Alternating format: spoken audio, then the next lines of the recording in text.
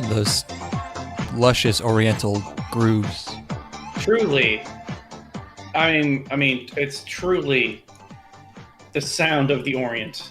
That is the spirit of the Asian peoples. I always, whenever I listen to Asian pop music, I always appreciate when it sounds particularly, Asian in a very distinctive way, and I think that song really nails it. Yeah, I mean, I feel like I'm transported into a different place in time. I'm taken back to feudal Japan, or perhaps somewhere in China on that big wall they got. And I know the one. I feel like I'm about to be pillaged by a Mongol horde. Perhaps have my entire town burned to the ground, and watch as my sisters and my mother are raped and murdered in front of me. It'd be funny if China, like the same way we have Civil War reenactments, they had like Mongol reenactments, but it's just like you do rape. Like you just real fucking, because that's how they would do it. Yeah, well, it's to preserve their heritage. I don't know what is even Chinese communism anymore. That shit's all crazy right now. They got right now. They're all fucked up. I mean, they've been fucked up, but yeah, China. I just feel like there's probably not a single point in history where I'm looking at China and I'm like, I love these guys. I do, and that's right now, baby. Yo, right. My bad. We have to sell out to the party before they come and take us. I mean, sure that, but also like, damn, it sure would be nice to live over there. They're partying. They're putting out videos of them partying. We're all stuck in our houses. Oh, that's true. Yeah, you always were a party animal. I'm just trying to fish over here, okay? COVID's keeping me from fishing. I'm unable to. There's a law against fishing now because you can't be as good as I am at fishing. It's like, oh yeah, it's only like 10. It's only like 100 pounds of fish a day, and I'm like, well, what's even the point? What's even the point of going outside? It's like if I can only that's like 2 fish for me. Yeah, you've reached the top of Everest, and there's no higher hill to climb. That's it. You've reached the summit of your accomplishments in this life.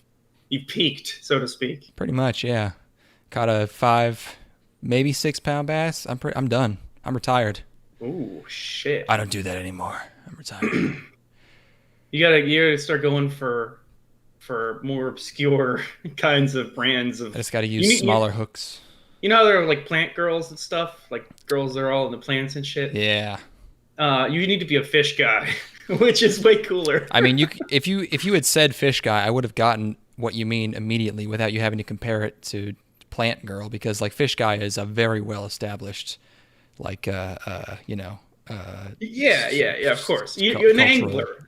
You're gonna be an angler. Yeah, there's fishing there's we've just gotten to ironic fishing memes, and they're a little behind the times, the fishermen. They don't really come in, they don't come in much. They're always out on their boats. That's what's so great. Yeah, they're taking it easy. Have you guys seen this nyan cat? I made a nyan fish. I got a dancing baby fish. I remember when I was visiting my uncle in Virginia in like 2006, I found a bumper sticker that said, "Women want me, fish fear me," and he thought it was hilarious. And he probably still would. That's hilarious. So I'm sure. I hope someone has made "Fish want me, women fear me," and hope no one notices, except some people. Like fish are just drawn to me. That's got to be our Women first fucking piece terrified. of merch. We've been in this game for what, 4 years now? 5 years? It's that phrase, and it's just a silhouette. It's just a simplistic, like minimalist, like stick figure art of a man missionary fucking a fish, just holding it down by the gills, by the gill plate. He's got a smiley face. Yeah, but it's a profile, so it's coming up like the side halfway through his face. Yeah. No eyebrows. No, just it's like David's classic taking a shit lol, but he's fucking a fish. That's no one's gonna get that. But a while ago, we were playing the Jackbox game Drawful, and you draw your own like avatar or whatever. And he was in the bathroom still had his phone, and he drew a little smiley face man tip tapping on his laptop, but on the toilet, and his name was Taking a Shit Lol, and very funny. I don't want to. It's hard to describe when a smiley face is particularly funny, but just take my word for it that it was very perfectly funny. content. Yeah, it was a euphoric. He was loving smiley. life. Yeah. Man, I'm operating at like a 2 right now. I went to sleep at 6 a.m. and then got up at 9. I got 3 hours. You said of it sleep was last pretty night. sweet until 6 a.m. though. Yeah, then I crashed really hard. I'm like, oh, I need to sleep now. Yeah. And then I was only able to sleep for a couple hours. So that sucks. What do you got going on? Let's see. Similar vein. Last week, was one of my most successful all-nighters. I decided, fuck it, I have a lot of work to do. Stayed up. It turned out okay. I did not fall asleep at 8:30 and miss my meeting and get in trouble like I usually do. So that was nice. What else is going on? I told you about Connor being homeless because his family wouldn't let him into his house because of COVID, because he flew thousands of miles to have condom sex with some lady he met on Discord.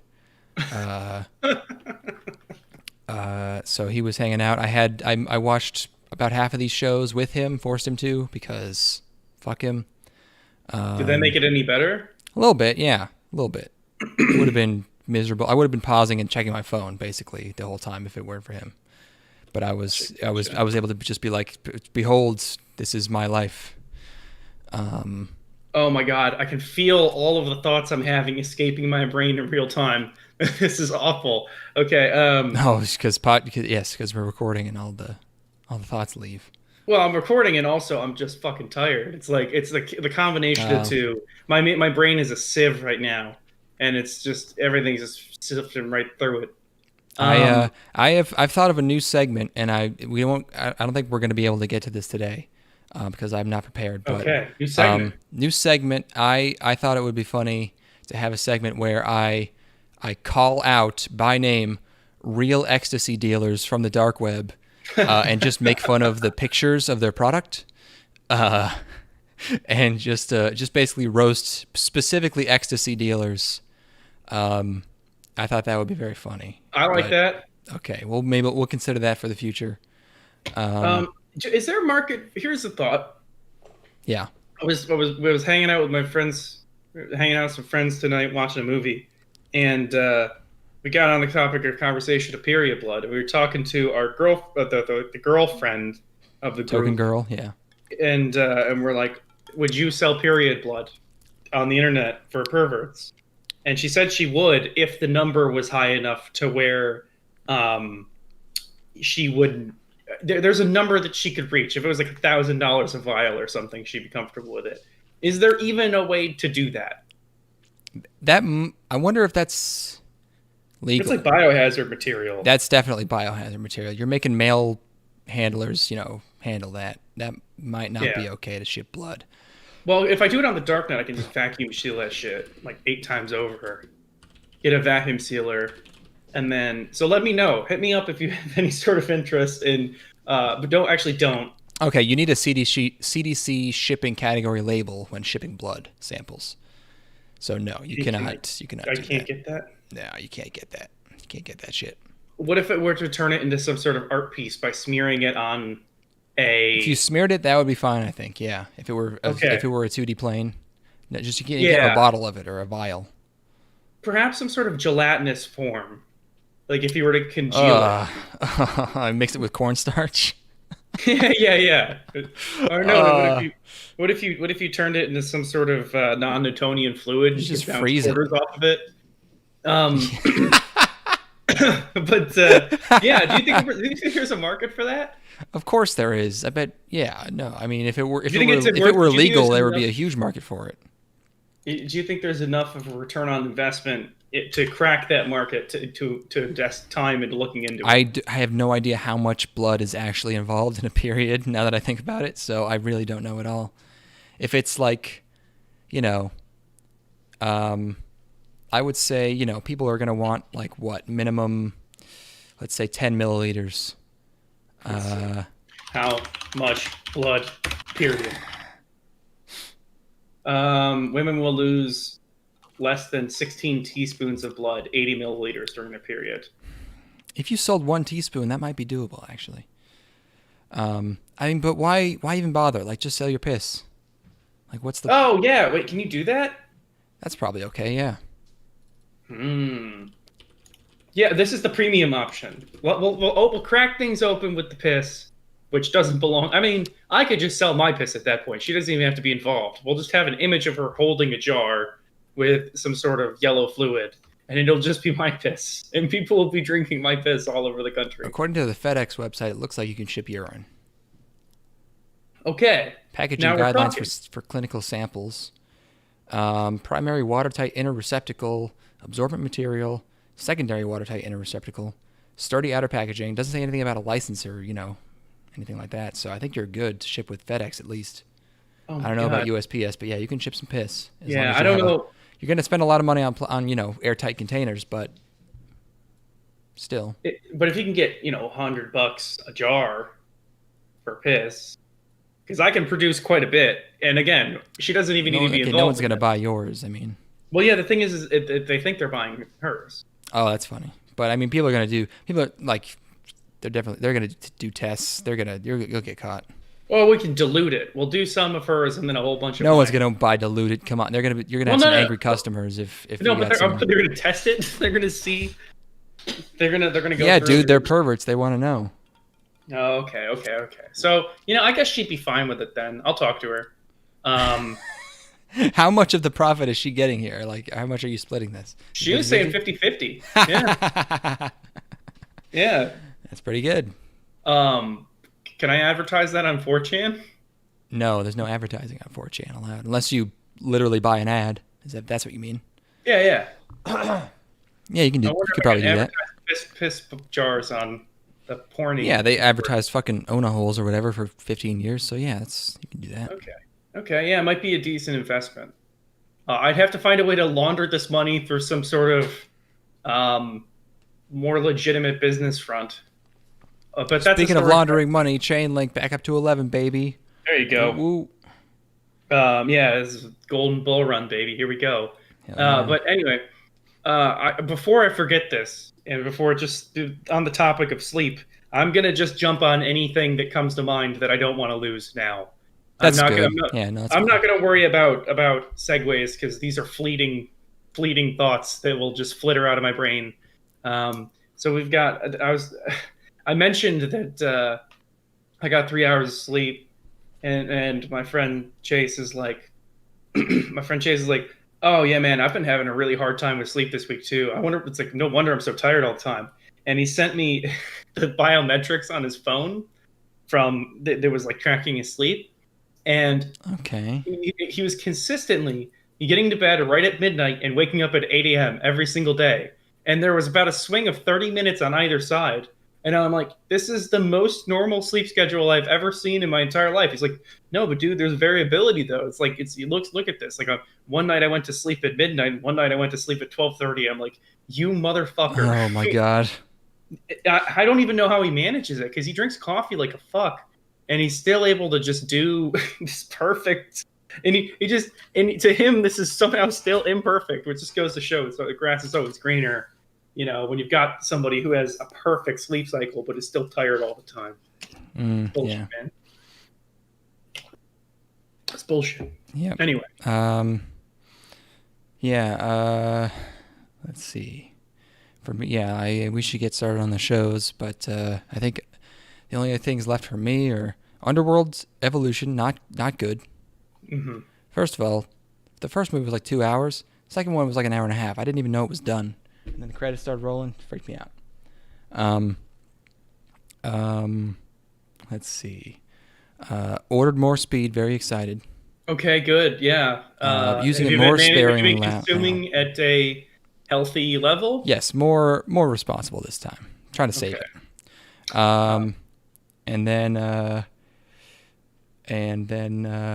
finally got a Rokubu Saki figure. That's I've been looking for on Mandarake for months now. Sure, it's like $38. Shit, don't Google it. Don't type anything. Stop it. I hear you. What are you doing? Yeah, I would never look that up. Don't look it up. Okay. Is it a surprise? Yeah, it's a surprise.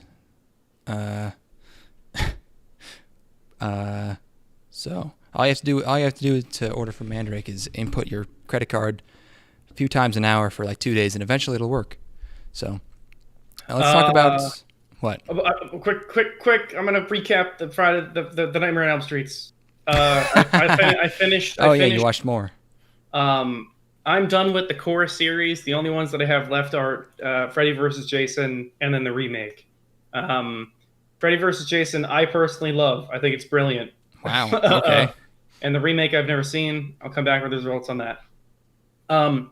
Freddy's Dead, completely unwatchable. I'd say it's the only movie in the entire franchise that is god awful. It's like the quality of like the 7th or 8th Amityville horror movie. You know, it's like we're looking at that kind of level of badness. Yeah, where it's just like not even official. It's like amateur. The Wes Craven's New Nightmare, outstanding. Arguably the best one in the entire franchise. I've never even heard of that. It's the name of the movie, New Nightmare? Yeah, it's Wes Craven's New Nightmare, which is the final of the original Nightmare on Elm Street films. Which he came in. It's a meta movie, but it's done really tastefully and well. And I couldn't believe just like how well executed a lot of the ideas are in it. Directed by Wes Craven, written by Wes Craven and Wes Craven. He has 2 credits on his own movie. Two writing credits. Yeah, it's based on the characters that he created, and he also wrote it. I feel like yes. Well, whatever. And then he also is in the movie. Cameo or like an actual role? He plays himself in the movie. Oh, it's okay. Yeah. Very meta. The 90s. Very ironic. Very postmodern. But yeah, it's excellent. So the best ones, for sure, New Nightmare and Dream Warriors. Yeah. Then there's a small power gap. I'd say 1 and 4 are both great, and 5 is pretty damn good. Then there's another pretty substantial power gap, and it's 2. 2 is very underwhelming, mediocre as hell. And then Freddy's Dead is not even worth watching. Which is the one where he has the power glove? Is that 5? No, 3, that's New 2? It's New Nightmare. I'm sorry, it's not New Nightmare. That's Freddy's Dead. Oh, that's the bad one. Yeah, okay. Yeah. That one's just horrible. It's super embarrassing the entire way through. Yeah. But he says, now I'm playing with power. That's funny. Yeah. The sequence is really rough. By the time you get to that decent joke, it's like you just want to die. That's not a decent joke. That's a slogan that he says. And real quick, I said we were gonna watch Daybreakers. We did watch it, and it was okay. Okay, is it like a serious movie?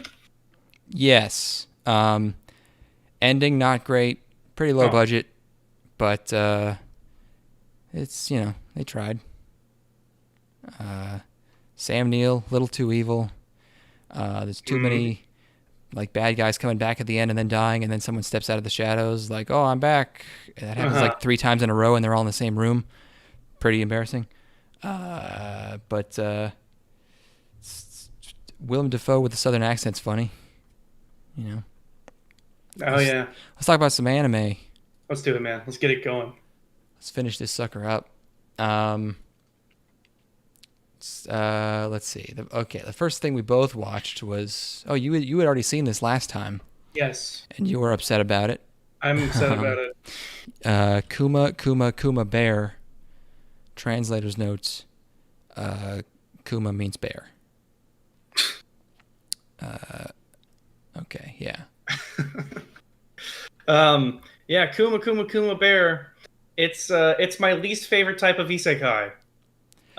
Is this a type of isekai? I've never seen anything like this, to be honest with you. Well, I think we've covered a show that was a VR MMO show where it's it's people playing a VR game and they go on adventures in VR game, and it's not like there's some sort of stakes behind it. It is just they are playing the game, Oh, and well, then at the sure. end of the Yeah, episode they get out of the VR headset, and that is my least favorite of these types of shows. that's yeah. I mean, that's an overall, but like, uh, yeah, the takeaway for me is like it's an isekai, and the only gimmick is that she likes bears. It's brutal. It's brutal. It's like it's just you're waiting for any sort of hook, and there is Oh no. yeah, I know. There's Like, no hook in the entire episode. There's nothing in it to distinguish it from anything else. the other hook than, is supposed to be that she's like somewhat easygoing and kind of autistic about bears, but it's like they don't. There's nothing to juxtapose that with. So and it's not even like she's sure of herself. She's incredibly overpowered. There's never any point where she needs to do anything creative with her powers. She just goes off and is like, "I'm the coolest person ever, and I'm not phased by any of this." And there's but no it's drama. also and it's also not like there's like it's interesting to see how she solves problems or something. Like there's a fucking 10-minute fight scene in the first episode where she beats this giant black snake with just bear powers. with just bare hands, and that's it. And then she wins, and then she eats some eggs. She likes the eggs, and then yeah, you described the show as a show about watching the stock market, and I was so confused until like minute 22 of this episode, because yeah, she gets that, and it turns out she's just sustaining her 24-hour VR lifestyle by investing, just crushing the market, fam. and maybe her grandpa also pays for some stuff. Her life outside of the game is more interesting, but it's literally like 30 seconds of this episode. There is any human drama. There's one instance of human drama in the entire episode, which is at the very end when she says, "Okay, Uncle, I'll visit you," because she's a minor because she's 15 and she can't sign the lease on her own apartment. So it might be Uncle. She's an OG son or whatever. So yeah, Uncle and Grandpa something. And yeah, that's it. It's like, oh, you coerced me, and I gotta go hang out with my Gump now, and I can't wait to come back and play more of this fun VR game. Or she's like, I'm gonna first play some of this more fun VR adventures with my bear powers. And there's nothing. There's nothing. It's devoid. It's devoid of anything that would be compelling.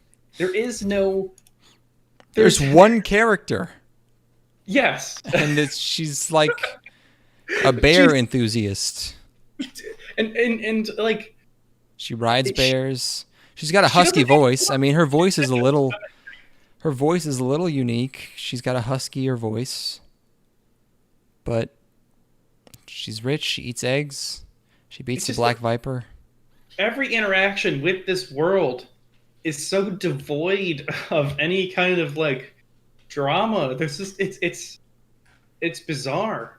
It's bizarre. I don't know why anybody thought this was a good idea. There's just I can't. It's so strange. Yeah. Like it's. I guess the pitch meeting is like we need a VR MMO game anime, and do we have somebody who's got one of those written up right now? All right, yeah, yes, we'll do this one. Yeah. Also, it was particularly painful that this was the third, straight fantasy show in a row that I'd watched on this fucking list. You're not very good at it. Watching these shows with Connor, it was even more noticeable than usual. Like, oh, this one's also fantasy. Oh my god. Yuna is not your typical 15-year-old. First, she's crazy rich from playing the stock market. Second, she's a recluse obsessed with a VR game, and that she's really good at that too. Her life is pretty much perfect until she wakes up one day inside the game she loves and is back at level 1. She has to start over, but this time she has a powerful bear suit that's guaranteed to take her places. So she just has to. Oh, you were reading that? Okay, okay. You just have to New Game Plus a video game, and I'm supposed to watch that and be entertained. This is bullshit. Yeah, it is. Get fucked. Yeah, not happy with that one. Yeah, what else is okay? Kuma Bear. Okay. How about one that just I watched because Good, man. We don't want to do two in a row because I got a bunch. Kami-tachi ni Hirowareta Otoko. That means, wait, it's up here somewhere. Yes, by the grace of the gods, or the man picked up by the gods. This is a light novel being animated by Maho Film. It's about a young boy named Ryoma Takebayashi, and he lives with like a commune of slimes. It's fantasy. Again. Which, to be fair, if I were in an isekai world, I'd probably want to be kicking in with the slimes. You know, I'm all about my slimes. You know what I mean? Like they don't have much going on. Do these have personalities? These slimes? What kind of slimes are we dealing with? So he spends the first 5 minutes or so describing all the different types of slimes that he has, and there's poison slimes. There's fucking, I don't know. I don't remember. There's like water slimes. There's mud slimes. There's different elementals. There's a whole bunch, and he's a cute boy. And my notes say music ? I don't know. I don't remember what that means. He comes across a group of travelers with a wounded guy in the forest, and he nurses him back to health. And it turns out the group has an important guy in it. He's a duke, and they talk to him, and they find out he's very unusually good at magic for like an 11-year-old or whatever. And then we get a flashback. He was a Japanese salaryman, and he died and was sent to this world, like some sort of new world. The way there's like 10 minutes of this episode is his human form, and he's very big and muscular and tired looking because Japanese salaryman, and he's talking to these like three fantasy D&D gods, and the background is pure white for like a significant chunk of this episode. Just him sitting at a table talking to these fucking people about why he died, where he died, what's going to happen next. Just a whole rundown. And he died from sneezing in his sleep. I guess that's funny. I don't even understand. And the outro is J-Rock. It's sung by cat girls that we haven't met yet. He gets reborn. It sounds like a quality Japanimation. Into a young boy's body. Yeah. No, it's not very good. It's very boring. Oh, my bad. I see this. There is a cat girl. I searched images and I see that there is a fox girl. You know, I understand your mistake, but it is in fact very boring. Oh, okay. Well, because this sounds like stuff that should be exciting. Like, you know, you're like, wow, I'm reborn in a new life. I have a new opportunity, and like that's gotta be kind of invigorating to live vicariously through this character, right? Like you're like, wow, what opportunities lie before our hero as he starts a new life in this other world, and what kind of fantastical, you know, stuff like that, right? That's gotta be pretty. That's a great exciting. idea, yeah. That's gotta be pretty exciting, right? You should write that. Should I just actually steal the isekai thing and see if that will work in the West? Do you think there's light novel? You're gonna start light novels in the West? Yeah, I don't know. No, not light novels. Just write an isekai screenplay and just take all of the best isekai tropes. I mean, that's what I'm sure there's. I'm blanking, but there's got to be like an extremely popular like young adult novel that's just an isekai, right? I can't think. I mean, most popular books are, you know, sort of technically, or not technically, but really spiritually isekais because they're transporting you, the reader, into because like Harry Potter's a fucking isekai. Come on, he's a normal boy. He's transported into Wizard World.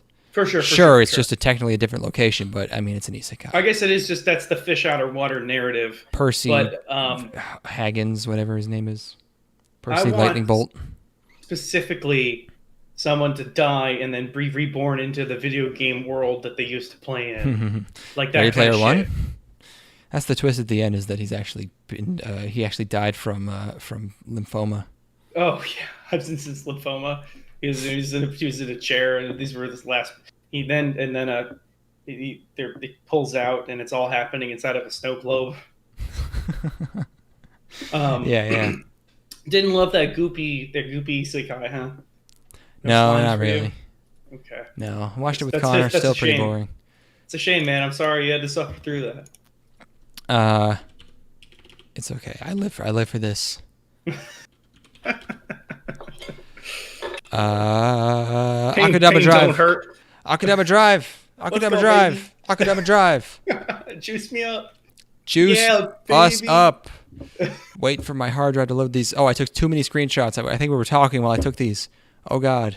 Let's fucking go. Yeah. Hey, let's go. We're talking turbo stupid out here. This was the first thing Connor and I watched where he was like, okay. Oh, my God. I believe those were his exact words were, okay. All right. Give me the dumb. I looked the show up, and the where is it here? The Wikipedia article or whatever says, it was so it's an anime original. Usually good sign. Pierrot. The second sentence of the Wikipedia article is influenced by Tarantino and Blade Runner. And I was like, ooh, that could be good or very bad. And the first shot is like, if it were just straight up traced from Blade Runner, I would not be surprised. It's like they 100%. They took a shot from original Blade Runner and added the color palette of 2049, and they thought we would like miss that. But you said it could be good or it could be really bad, but it's actually really good bad.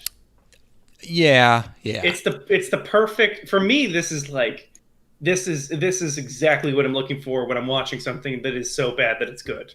Like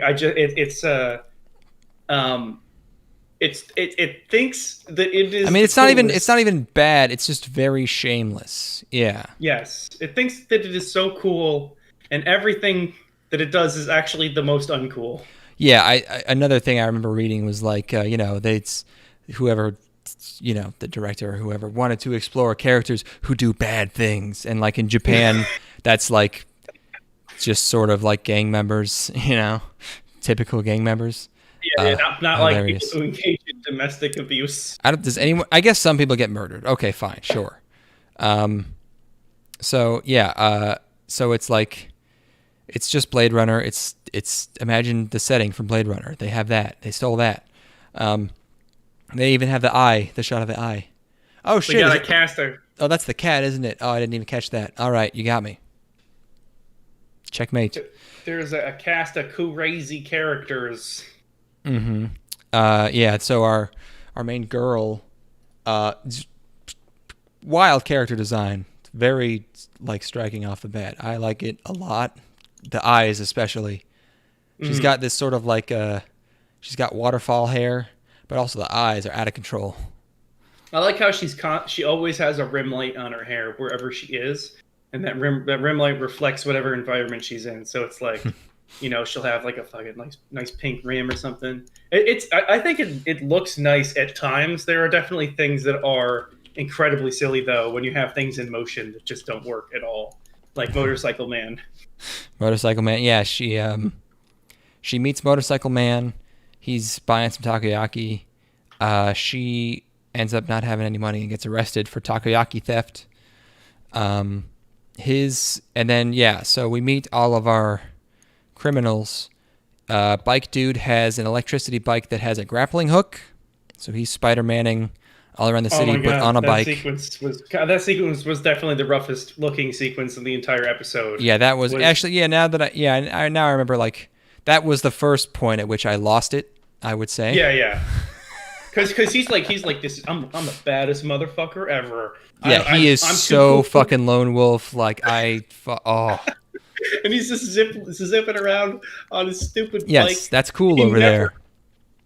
He never ever like adjusts his position on the bike, so it's just flying around the screen doing crazy stuff. And like even when he's doing insane attacks with it and things like that, he's just static on the bike, just laying down on it as he would on on like a sports bike or something like that, and he doesn't have any changing facial expressions. So it's really at a certain point the bike is the character to me. Like because like in the fight sequence at the end, I'm not even seeing him on the bike. I'm just seeing the bike do all these attacks and shit like that. It's great. It's his brain. Yeah, it's transplanted. So there's him. He explodes some dudes. There's a Dreads guy. He beats up a bunch of robots, like security robots. He's the Brute, the hulking strongman. There's some very vibrant scene transitions, very Borderlands-esque, I would say. Very, very trying to be like punk or something. I don't know. Striking pop art. Yeah, there's a crazy doctor lady with boobs. I think she hurts people instead of saving them. So that doesn't make her much of a doctor.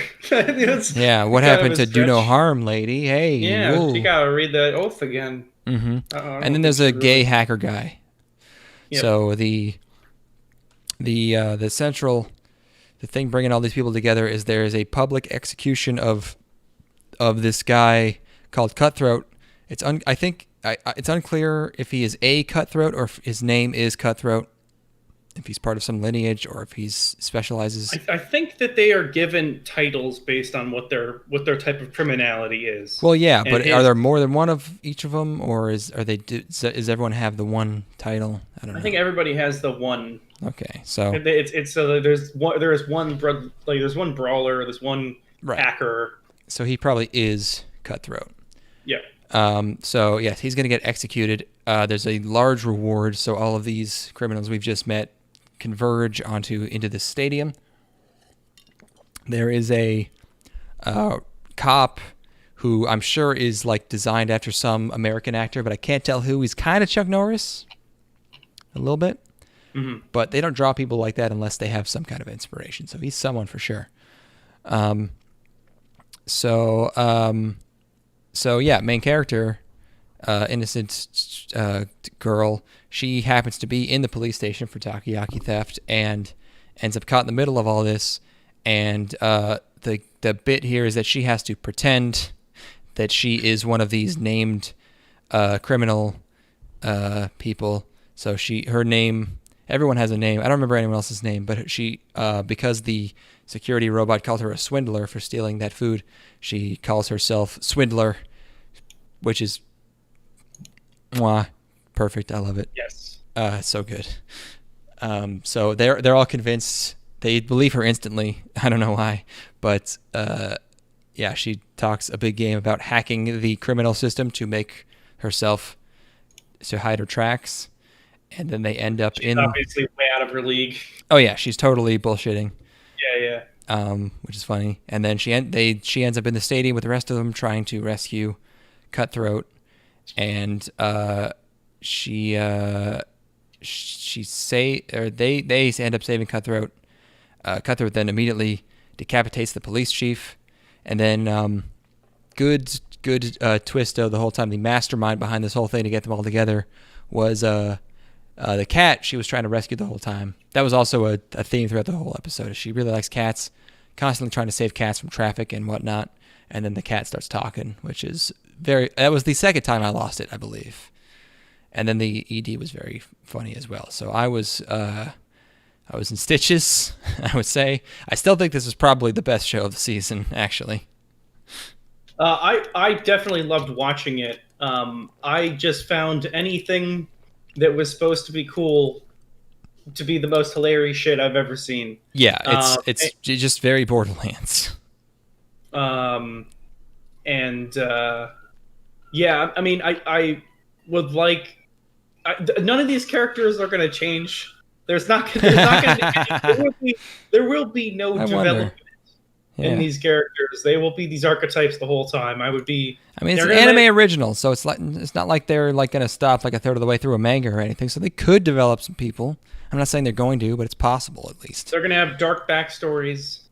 There's going to be flashbacks to fucking child abuse. Yeah, whatever. Yeah. It's like the doctor lady's going to have lost a lover or something. She's going to have had an operation that removed part of her heart. Sure. So I don't know. Yeah, and it's like it turns out that was the part of the heart that is connected to your brain that makes you. Yeah, or she had to have part of her brain removed that fucked her up and made her weird. Yeah, Made her crazy. But I would love it if it'd be funny if they all had backstories like that, and then Brawler guy is just like he's black, and that's the only.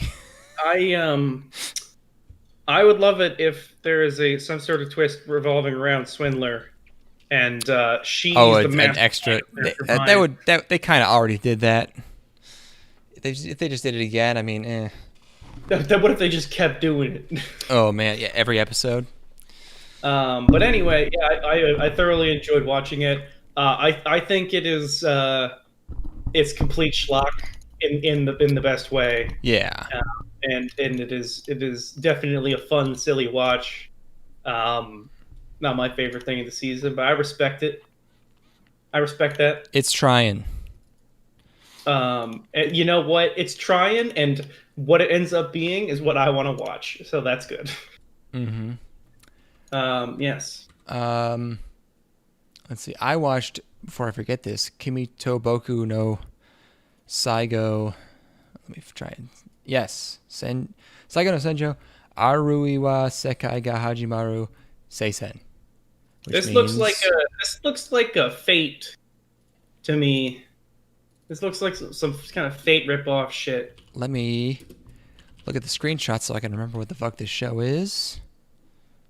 Oh, yes. Okay. Yeah, it's like, I would say Dime Store Fate, but it's not even... it's not really... The plot is nothing like Fate, but yeah, the character design, I could see. Yeah. Yes, it is... Okay, let me get this shot up here. Yeah. It's a light novel, as you can probably tell. Silverlink. Silverlink, by the way, I looked at the credits for this, and they did everything for this show, like the in-betweens, the CG, like all of it, which is pretty unusual. You'd think that would indicate that they have some kind of confidence in this project, but after watching this... That would be ill-placed confidence. Yeah. Okay. Yeah, overconfidence. So there's something called Astral Power, and so there's witches. Okay, our main character helps... He's like some kind of noble, but he helps a witch escape from like a ward. So he gets imprisoned, because witches are not approved of. He gets out of prison, like a year later, and he meets back up with his old team, consisting of there's a Genki girl who's a waitress with a butt and a big old ponytail. Big one. There's another girl with boobs also on his team, and then there's another dude. And they get in this like futuristic Humvee, and because they let him out of prison because his job is to take out the ice witch, the ice witch of calamity or something she's called. But it's just like modern times, but they have to go to this like jungle. They get ambushed by some enemies on the way there. They have a magic fight, but also they have guns. The main character is just sort of open hand hitting everyone, like knocking them unconscious. Uh-huh. And finally, he beats the Ice Witch's like assistant maid lady. Oh my god, my cat is actually trying to fucking tear me apart right now. Oh no, it's not cute. I'm Every injured. time it's cute. It will always be cute. Actual scratches. I'm bleeding. Okay. So yeah, he beats Maid, and then real Ice Witch shows up. She has boobas, as they say, and she starts slinging Gilgamesh flying swords, and then he's like, "Yo, I also have my own Gilgamesh flying swords," and they're in the middle of fighting, and this is my favorite part about the episode. Like, they've built up this Ice Witch for like 17 minutes, and they're in this epic battle, and then she slips on her own ice and falls into a perfect princess carry by him. Mm-hmm. And just gives up because of that, I guess. And then we start following her then, and she's like in her huge like rich girl bath, being like having her hair combed by her maid. she decides to go to an opera, and in the opera she gets very emotional, and a stranger gives her a handkerchief, and then the lights turn on, and guess who our stranger is? It is, in plain clothes, our hero. They've met at an opera. Let's hit the brakes real quick. Yeah. Am I going too fast for you? No, let's say you're a wealthy girl. Like you're like a wealthy girl, and hell yeah. you're living in some sort of mansion, What is the one opulent thing that you're gonna have? What is are you gonna have a bowling alley? Are you gonna have like an in-home theater? That'd be nice. Okay, in-home theater I feel like is a given. That's a good answer though. Sure, yeah. Give me the stupid one. Oh, God damn it! I can't get the Hawaiian Punch fountain from Mr. Deeds out of my head. That's not it though. That's not it. Fuck. Probably. How about like a stocked? I got fishing on the brain too. How about a stocked pond full of exotic, like some rainbow trout? Some fucking smart. Yeah. Because you got maybe like a wave pool, combine wave pool technology with like a stocked fish pond, so I can fish for like rockfish and like lingcod and shit. Oh man! Well, if you can get yourself you could cultivate a perfect biome there, where you could just make or I could hire a guy to just maintain it, clean it. Well, what I'm saying is I want, because I would get obsessed with it and just start being like, okay, which fish would be which ones would be like the bottom of the food chain and would procreate the fastest and would be able to. Oh yeah, you got to have some sardines in there for bait. Yeah, yeah. And okay, these anchovies can propagate fast enough.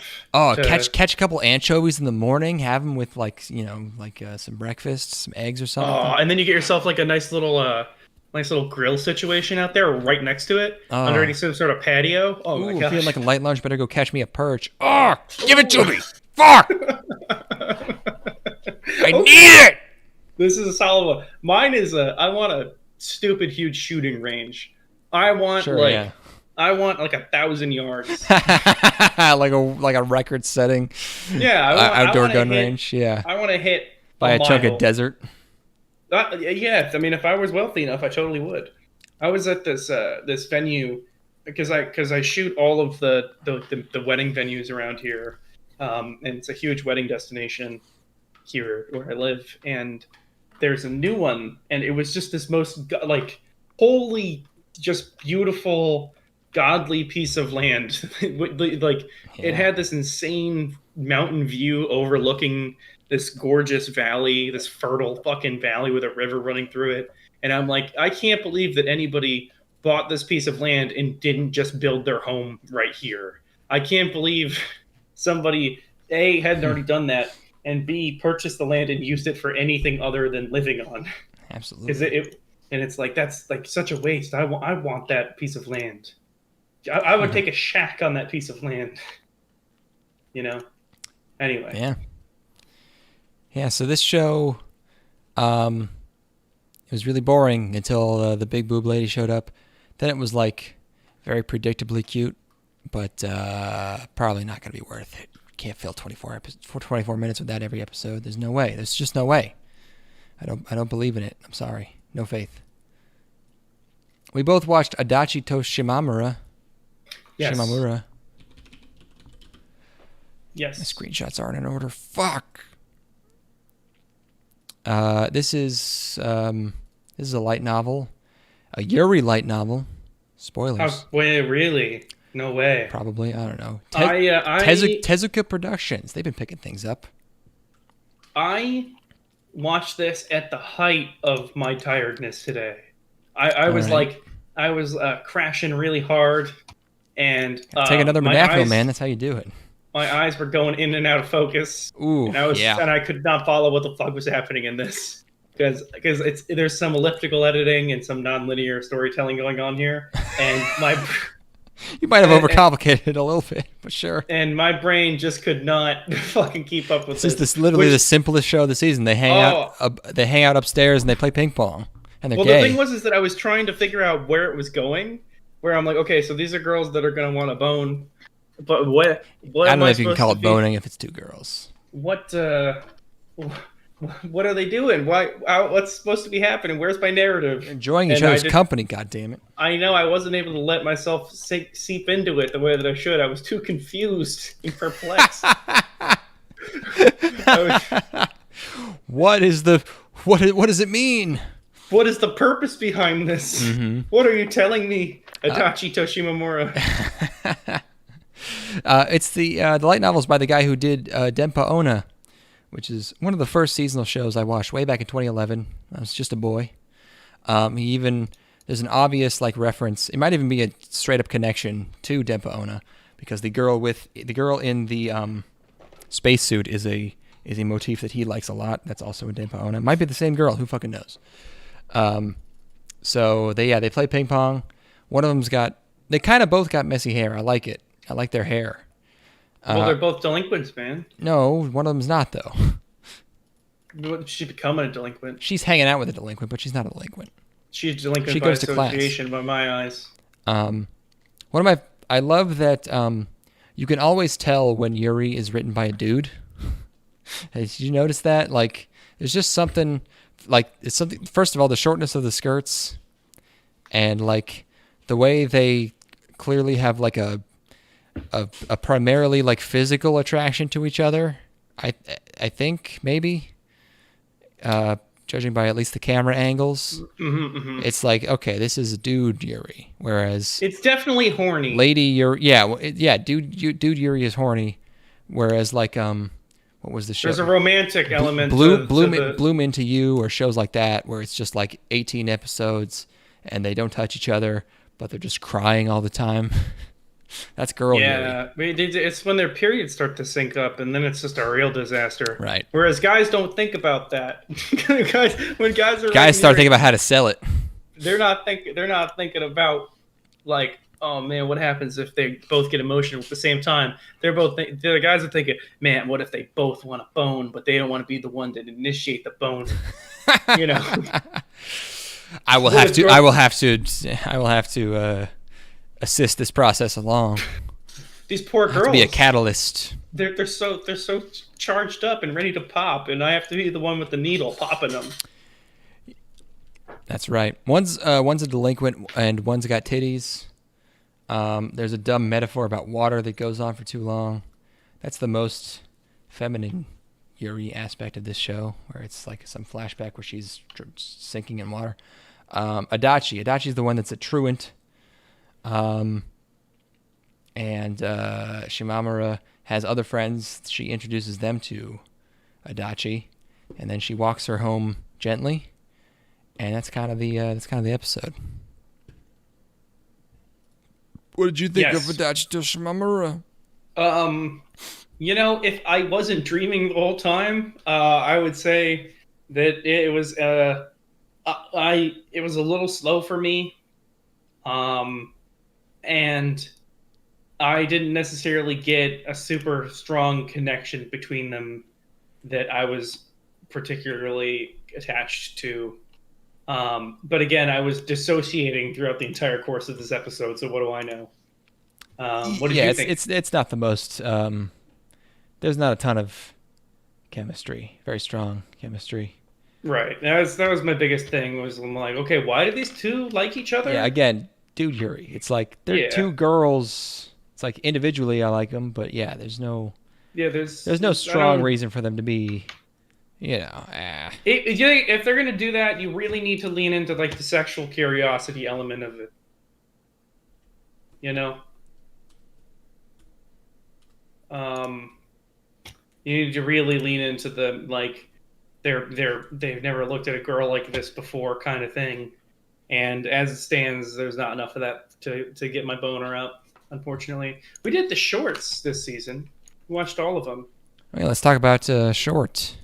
Before we do, I'm going to take a short trip to the bathroom. Okie dokie. Vamp. Vamp? I don't know what that means. Is that slang for, like, stall or something? When I hear vamp, I just think of vampire because I've been watching all these vampire movies. I like their tiny shoes. That's one thing I like about this show. In addition to some other things, I like those. Those are nice. Her, them. Yeah, very cool. I'm still trying to find that Chinese song where he says the M word a whole lot.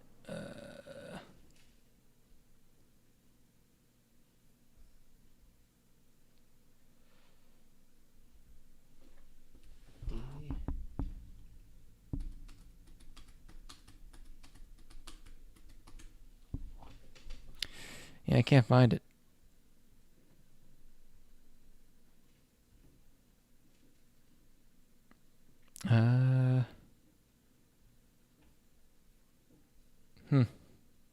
Bummer. Let's see if I can find her on Twitter.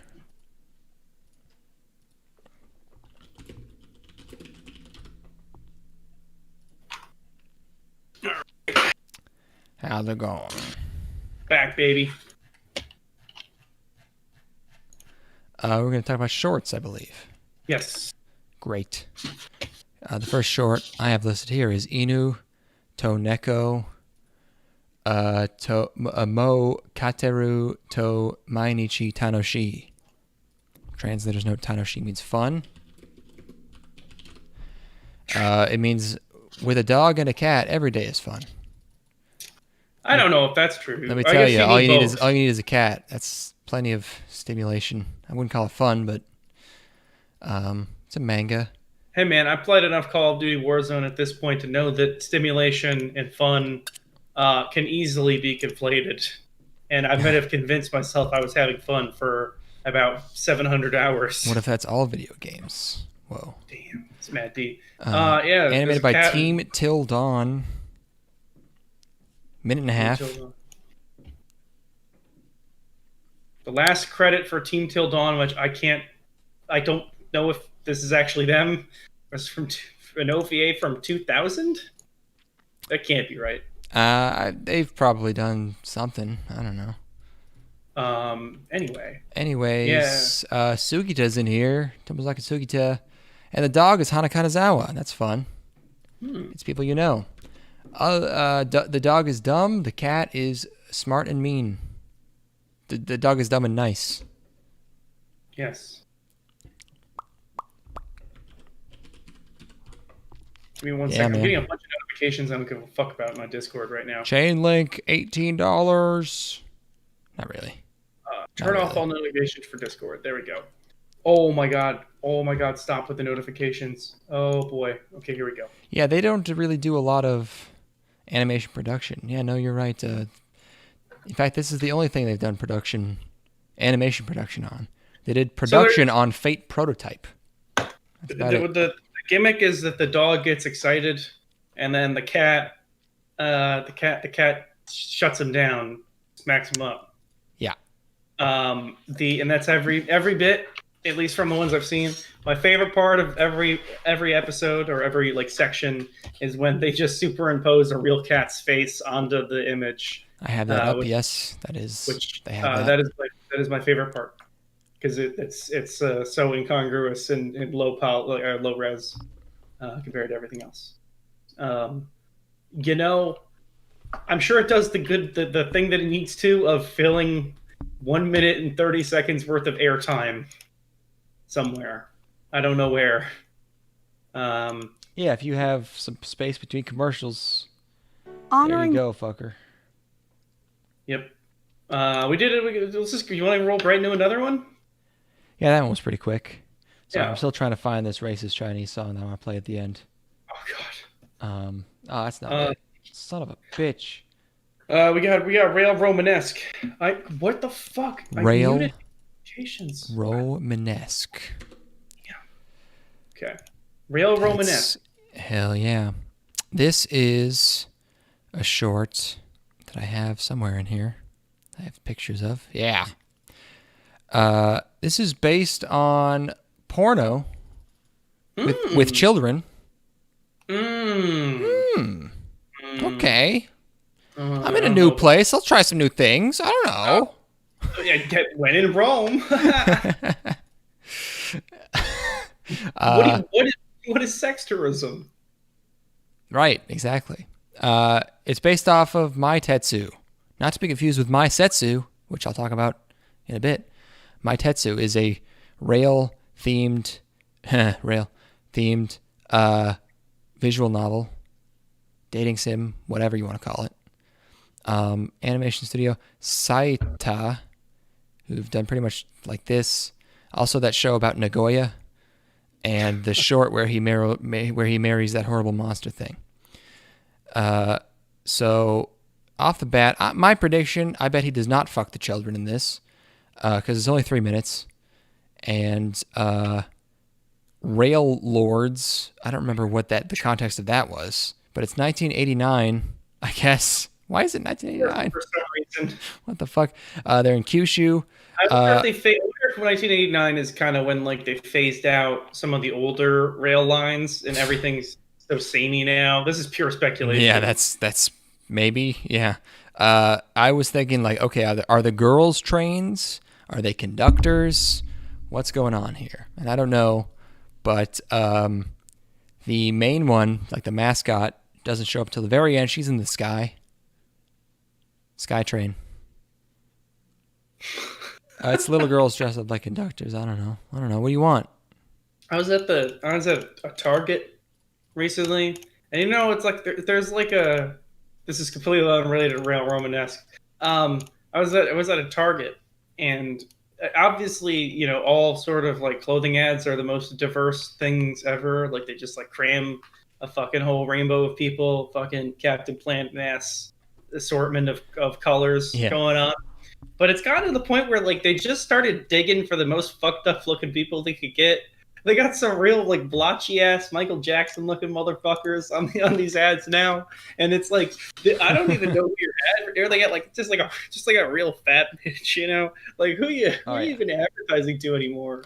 Who are you going after? Because like you've found the niche of the niche of the niche where you've just got like black girls with like white freckles and shit, and like and there's nothing wrong with that. It's just are they just going for being so outside of any particular group, like aesthetically, that it can't possibly be perceived as promoting one ethnic group or race or something? Because it's really just everyone is fucked up model people now. You know what I mean? Everyone's like got like bleach blonde hair, and it could be like anything. They might as well just have racially ambiguous. They should just start making them in a computer. Like new races of people that don't exist, and then having those people model the clothes at this point. Anyway, I don't know what made me think of that. I don't know what the fuck you were talking about, but I agree. Okay. What else is going on? Okay, moving on from shorts. We'll do the other half of the shorts later. Let's see. Okay, I guess I watched Noblesse. Yes. Boy, did I. Let's see. Screenshots. Noblesse, yeah. Oh, yeah. Noblesse is one thing I watched with Connor. We were both very miserable, but it was funny. This is why it's bad. It's a manhwa. Oh, Korean. Manhwa. It's production IG though, weirdly enough. It's a Crunchyroll original. It really has the cards stacked against it here. It starts out with like a jungle war that's also gay. I stopped really summarizing. At some point, I just started typing a bunch of stuff like we nuked the wrong country. Good. Let's see. New hot guy at school, memory erasure. Okay. There's something called the Union. I wrote memory erasure a second time. This is you experiencing memory erasure, or is this? No, it's in the show, I think. Oh, okay, because it could be either one. I figured. Right. Yeah, no, I did forget the show, but no, I think there's someone forgets something in the show.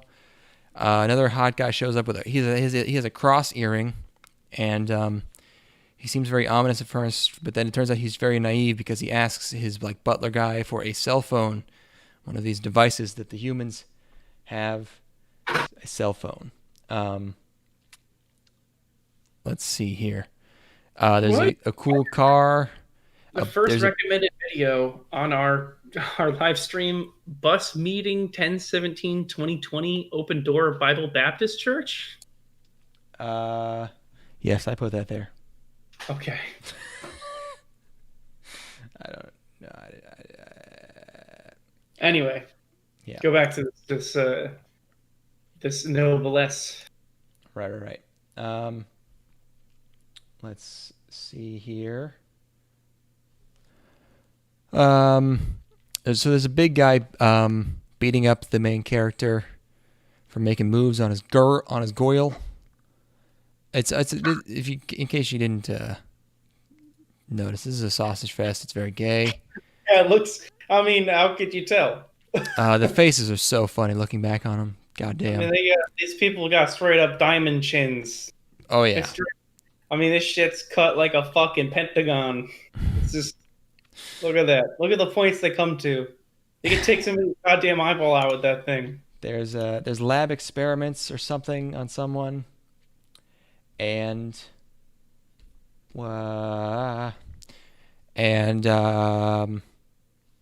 no. Cat. Just Got cat rubs.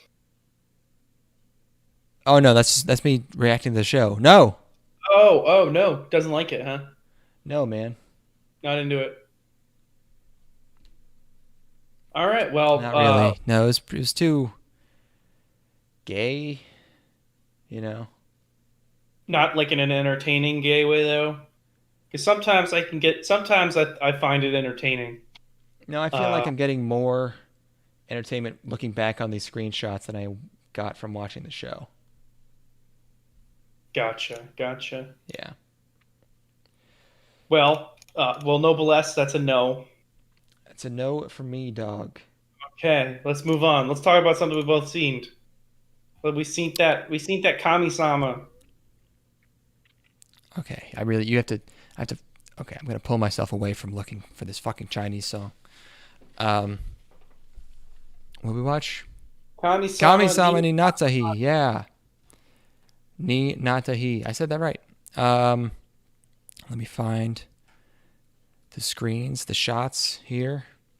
Oh, also the ED for Noblesse. It's like an extremely long pan over a table covered in like beakers and science equipment. What the fuck is this? Makes no sense. Don't understand What it. the fuck? I guess there's a science experiment involved. What is this fucking Bill Nye the Science Guy ass shit? Fucking mad scientist lab. Okay. Kamisama.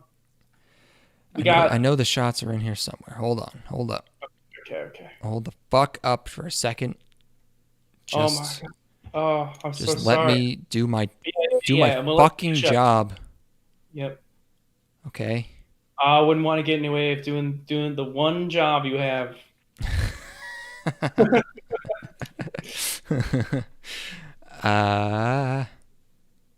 Kami, I know I took screenshots, and they're in here, and I have them. All right, I'll have to do a search. Where are you just dumping these all into the same folder? Okay, I can't type anything anymore. Uh-oh. My keyboard. Okay, now it works. Oh, here it is. Okay. Is PA Works? You watch this? You watch this, right? Yeah. It's the PA Works show. It's time for really nice looking sap. I wrote that before I watched it, by the way, and I was right. Written by Jun Maeda. So, there you go. It's The Day I Became a God. And I think this is a misleading title. Well, what if it ends with him becoming a god, though? I'm becoming a god. I'm becoming a god. So yeah, we've got it. The show opens with we get a little monologue about how this girl she's like a god. She's Odin. She calls herself Odin. She's like an omnipotent, omniscient sort of being, and she's in this room of white light, but she's got to go down to Earth. She goes down to Earth and comes across our everyman protagonist hooping up with his super fucking cool ponytail friend. Which I might go back and forth on the ponytail. I think the dude ponytail is a powerful tool, but it has to be used right. If it's used wantonly without any sort of without any real planning, it's a disaster. But this guy, oof, this guy's fucking dope. And we see him for like 2 seconds in this episode. I hope he comes back.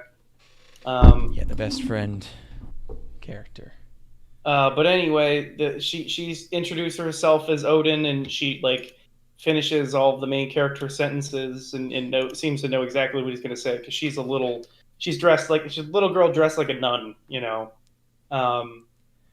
And yeah, sort of. I got like the. Actually, I took a note on it. That would be helpful.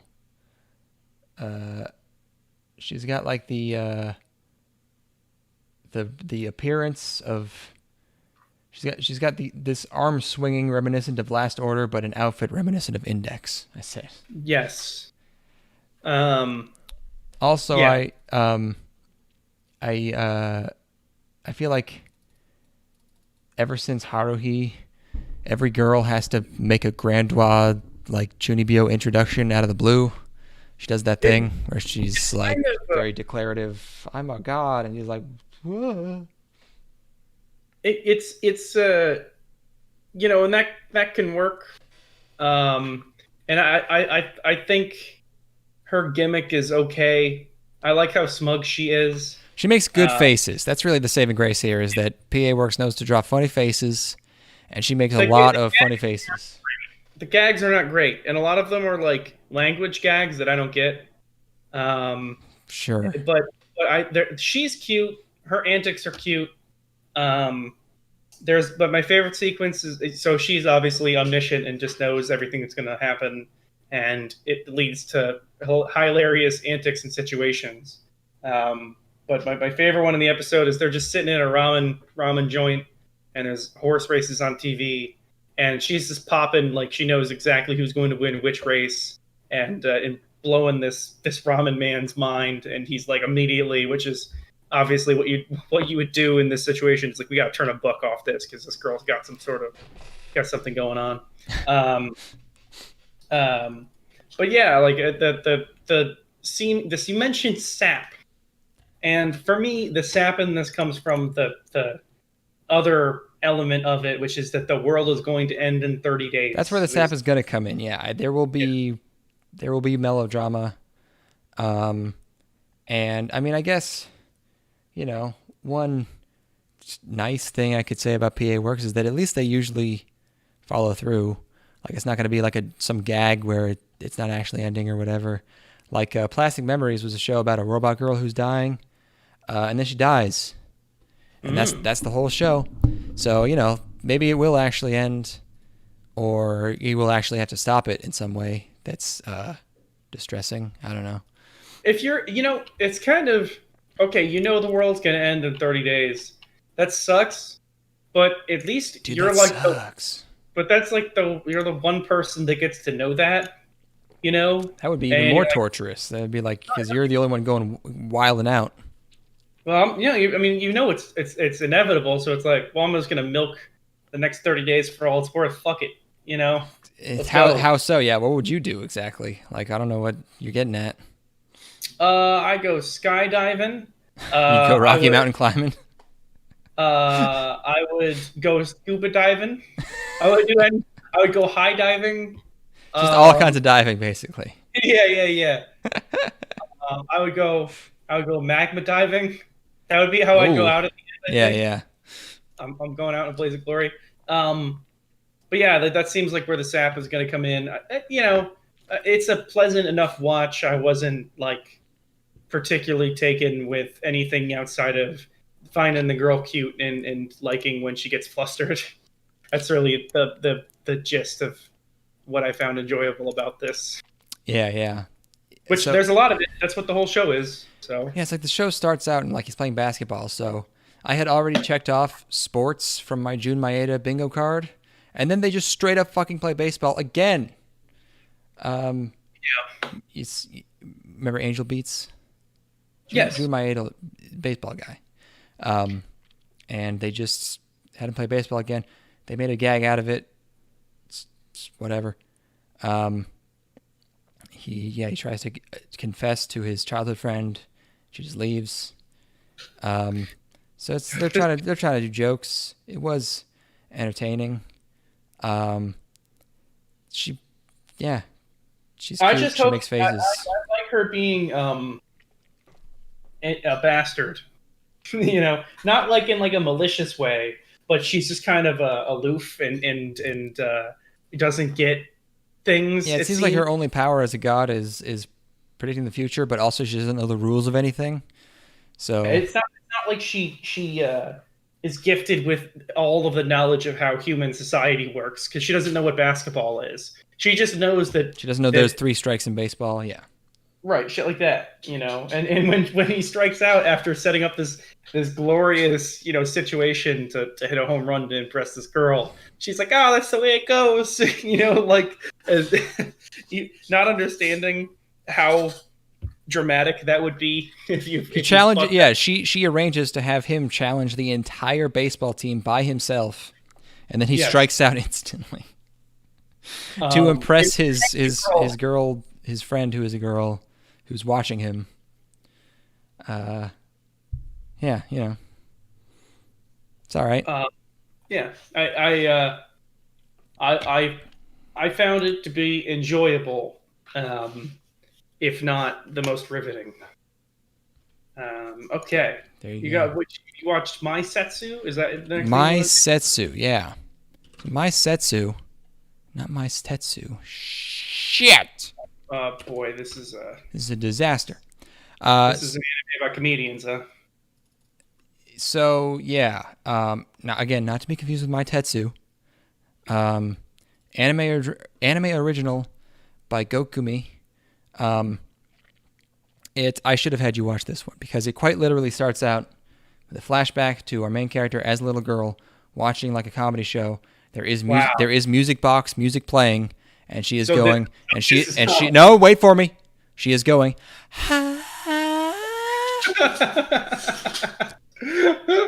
Is she watching like fucking Dice? I don't even. Her watching that while he's like, "Hey, well, I always say, don't trust someone you can blindfold with dental floss." Hey, and it was, woo! Oh my god! Fucking Sam Kinison screaming on the screen. Sam Kinison losing his just this wide-eyed fucking 6-year-old anime girl, while Sam Kinison is like, "I told you not to fuck him in the ass." So this is comedy.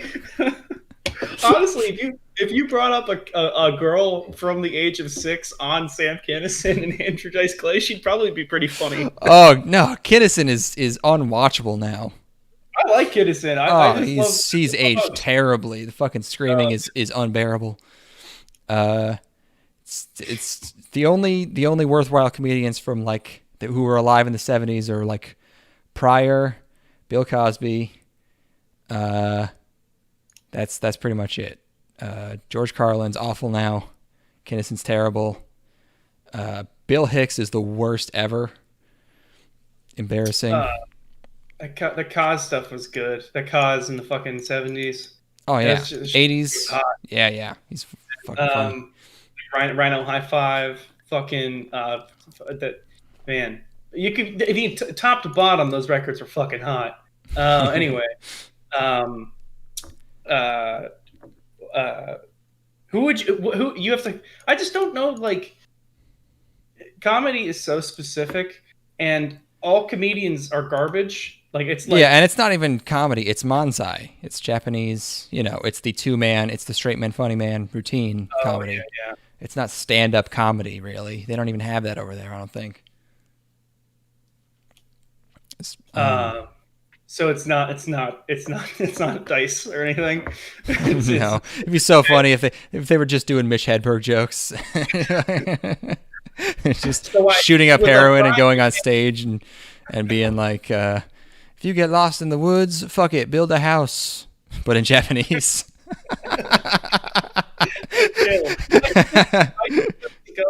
Oh, you're cutting out. Come again? Hello, can you hear me? Okay, now you're good. I should just translate all of those jokes into Japanese. Oh, the confusion! I can only imagine. Over and just read them at fucking open mic comedy nights in Tokyo. I wonder if they have open mics. That'd be wild. Open mic. Anyway, so tell me about just the show. Japanese high school girls going, I used to do drugs. I still do, but I used to too. You get arrested. Yeah. Immediately within 10 seconds, you get fucking detained. You can't talk about vagina. You've destroyed the culture. They see you as some sort of like global threat. They put you in prison forever. Man, the Gaijin was doing terrorist jokes. That's we just caught a member of ISIS. Most dishonorable. Most dishonorable. I thought this show was about comedy, but it starts out with a like school festival concert scene, but they're playing air instruments. They're air playing. They're faking, but they do a whole musical number, and that's the first scene of the show, and that confused me. And then I looked up Maesetsu, the word. It means like opening. You're the opener. That's opening for a show. It's usually a comedy show, I think. And after they play an air song, our main character goes into a comedy act, and she does an impression of Konata from Lucky Star doing an impression of Shin-chan getting onto a subway or something, which bombs, but it's supposed to bomb. That's part of the show. So, okay. And then, later they're talking about, for some reason, she's embarrassed about the Konata impression and not the fact that they were doing an air band routine. Apparently, I guess that was the crowd liked that, but still, like, what? It's weird. There's four of them, but it's two duos because Manzai, and they're in college apparently. They most of this episode is just them talking in a diner set to like this marching recorder music. You know what I'm talking about? Like there's marching drums and also there's a recorder.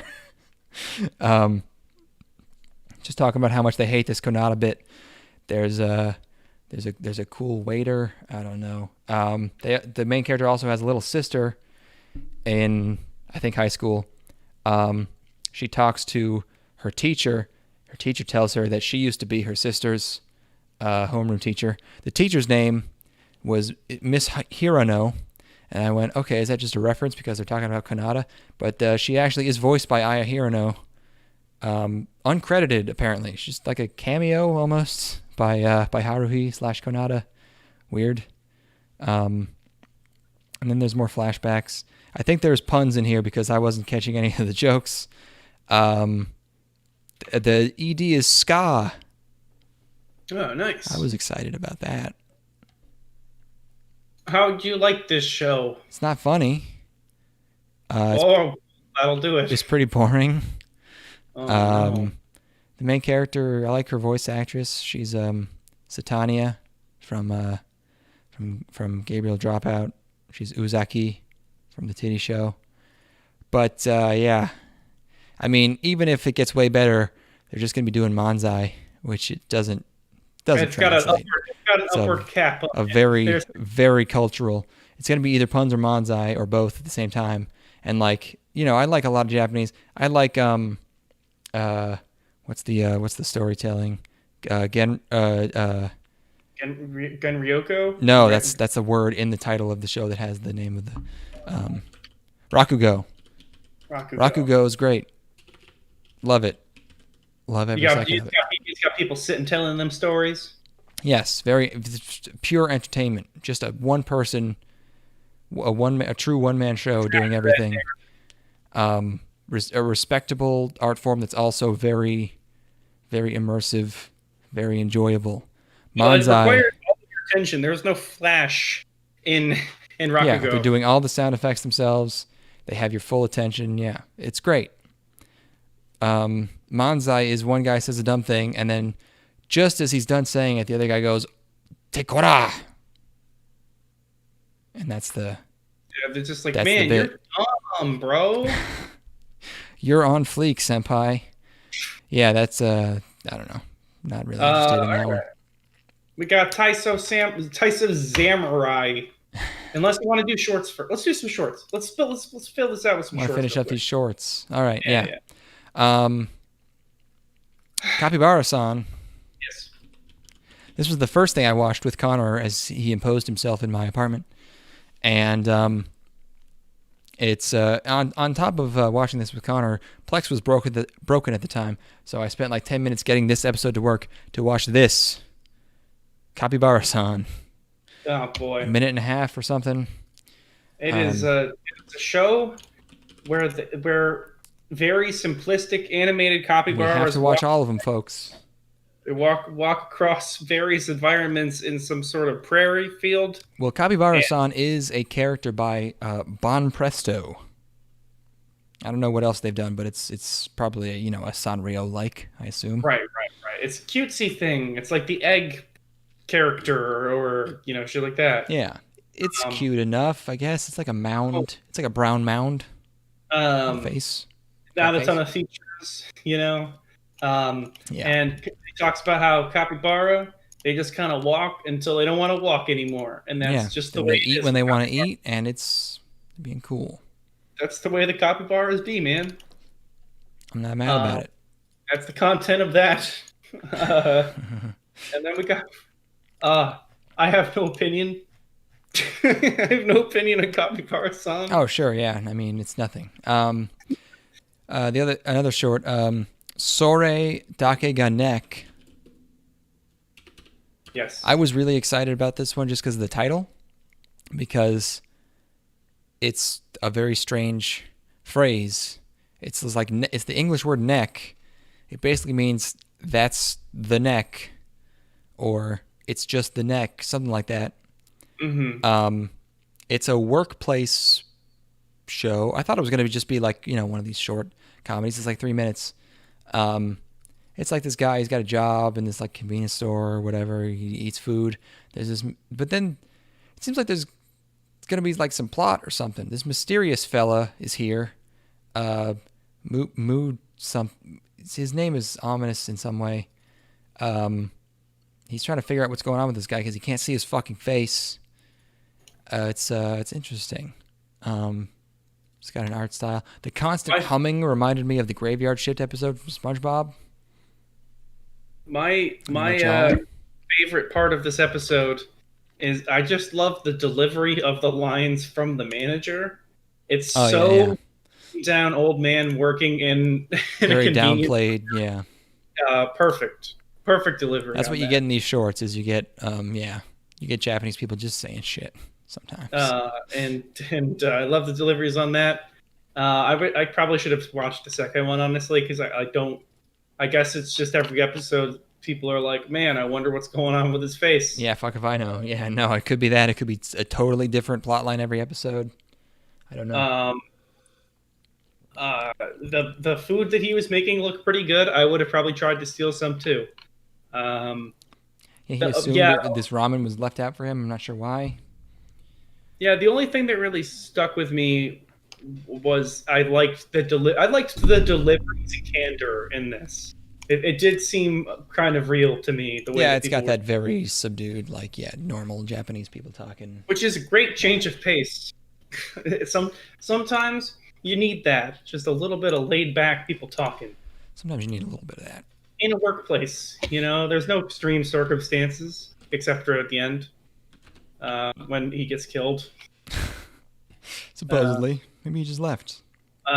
He's okay. Yeah, I found this to be reasonably compelling. It carries the 3 minutes, no problem. Oh yeah. We got, speaking of carrying, Killed 3 minutes of my life, no problem. Thank you. Sorry, Nakaga. Yeah, let's finish up these shorts. Dogeza de Tanondemita. So the translation they went for the title here is, I tried asking while kowtowing. Kowtowing is not as funny a word as... So in the subs, they do groveling. That's funnier. Oh my gosh, excuse me. Yes, groveling is a funny word. If you just learn what Dogeza means, that's funny. Also because you know that he's just all the way over. He's prostrating, I guess. He's not genuflecting. That's different. But genuflecting is a very funny word. When I read the premise of this, I immediately found and read the entire manga, and it's good. But this is censored though, so I guess who cares? That was the big old disappointment. Was he? I'm living vicariously through this character. I am experiencing a rush of emotions as articles of clothing are removed from my victims. And, hey, it's voluntary. They're not victims, all right? Let's go easy here. My objects of lust. And the fact that I am cheated like this, I felt so betrayed. Not that I was assuming that I was going to get uncensored, but I had a feeling. I'm like, okay, I'm going to get some stupid bullshit covering the goods here. But I got to the end, and it was like just such a cock tease. And is it something I'm gonna have to wait for Blu-rays to get that? Because I was getting worked up. I was like, oh yeah, this is escalating. I like where this is going. This is good news. I'll need to have it ripped from me. Here, let me relieve those blue balls for you. Okay, so in the manga, I'm looking at the manga now. Oh, you have it. Okay. There's an issue titled "Scaffold Constructor." This is he just keeps going. I like this type of girl. She's like a tough construction girl. Yeah. So every chapter of this manga, animated by Adonurp, by the way. He asks to see either their panties or their boobs, and he begs, and eventually in every chapter he'll enter Dogeza, which is where you are fully bowed down, head on the floor, knees, everything, and then you always see it. Always. Every time. Literally, and it's 4 pages. 90% of the dialogue in this show they added in, because this shit is how long? Like 2 minutes? And... it's one girl. I thought they were going to do like 2 girls per episode. It's just one. And they added almost all of this dialogue. Because usually it's like first page is like, hey, let me see. First page is like, hey, let me see it. Second page is like, hey, let me see it. Third page is you see it. And then fourth is like, just the last page. I mean, this is truly the distillation of what I want out of narrative pornography, really. Yeah. He really distilled it down. Yeah. There's no. Oh wow! Look at those areolas. It's a just getting the best components of it, which is the drama of, am I going to be able to see it? And then you see it. You see it, and the day is won, and you're able to move on. Are there ever any where the girls are like, "Here, I want you to see it"? Oh well. Yes, okay. Actually. Absolutely, there are. Pretty much any situation you can think of, yeah. There are some times where she's going to show you the tits, but you see the panties instead. But other than that, it's pretty much you get what you expect. Oh, yeah, chapter... what's this? Chapter 5 here. She's showing it. Oh, but then she's surprised. She shows more than she expects. Oh, my gosh. Yeah, good shit. Show of the season. Yeah, I'm just flipping through. Yeah, I could do this all night. Yeah, I did do that for about an hour. It was good. So, and the main guy is Sugita again. Perfect. All right. Just my only problem is, boo. Show me the titties, cowards. The Olympics aren't even happening this year. You don't have anything to be afraid of. Fucking show them. Yeah, don't be ashamed of your culture. We know what you are. Yeah, we know what's going on over there. Wow, it really is any kind of archetype that you could possibly want. All of them. This guy's a Everyone. hero. Yeah. This guy's a hero. He really is like a man of the people. Yep. Anyway, Taisou Zamurai. show of the season. Apparently they, yes, of course. Apparently they spell it Zamurai over there. The Gymnastics Samurai, my YouTube channel, where I give life advice about fitness, about feeling the earth, about taking your shoes off. But yeah, this is one of those daughter shows where he has a daughter.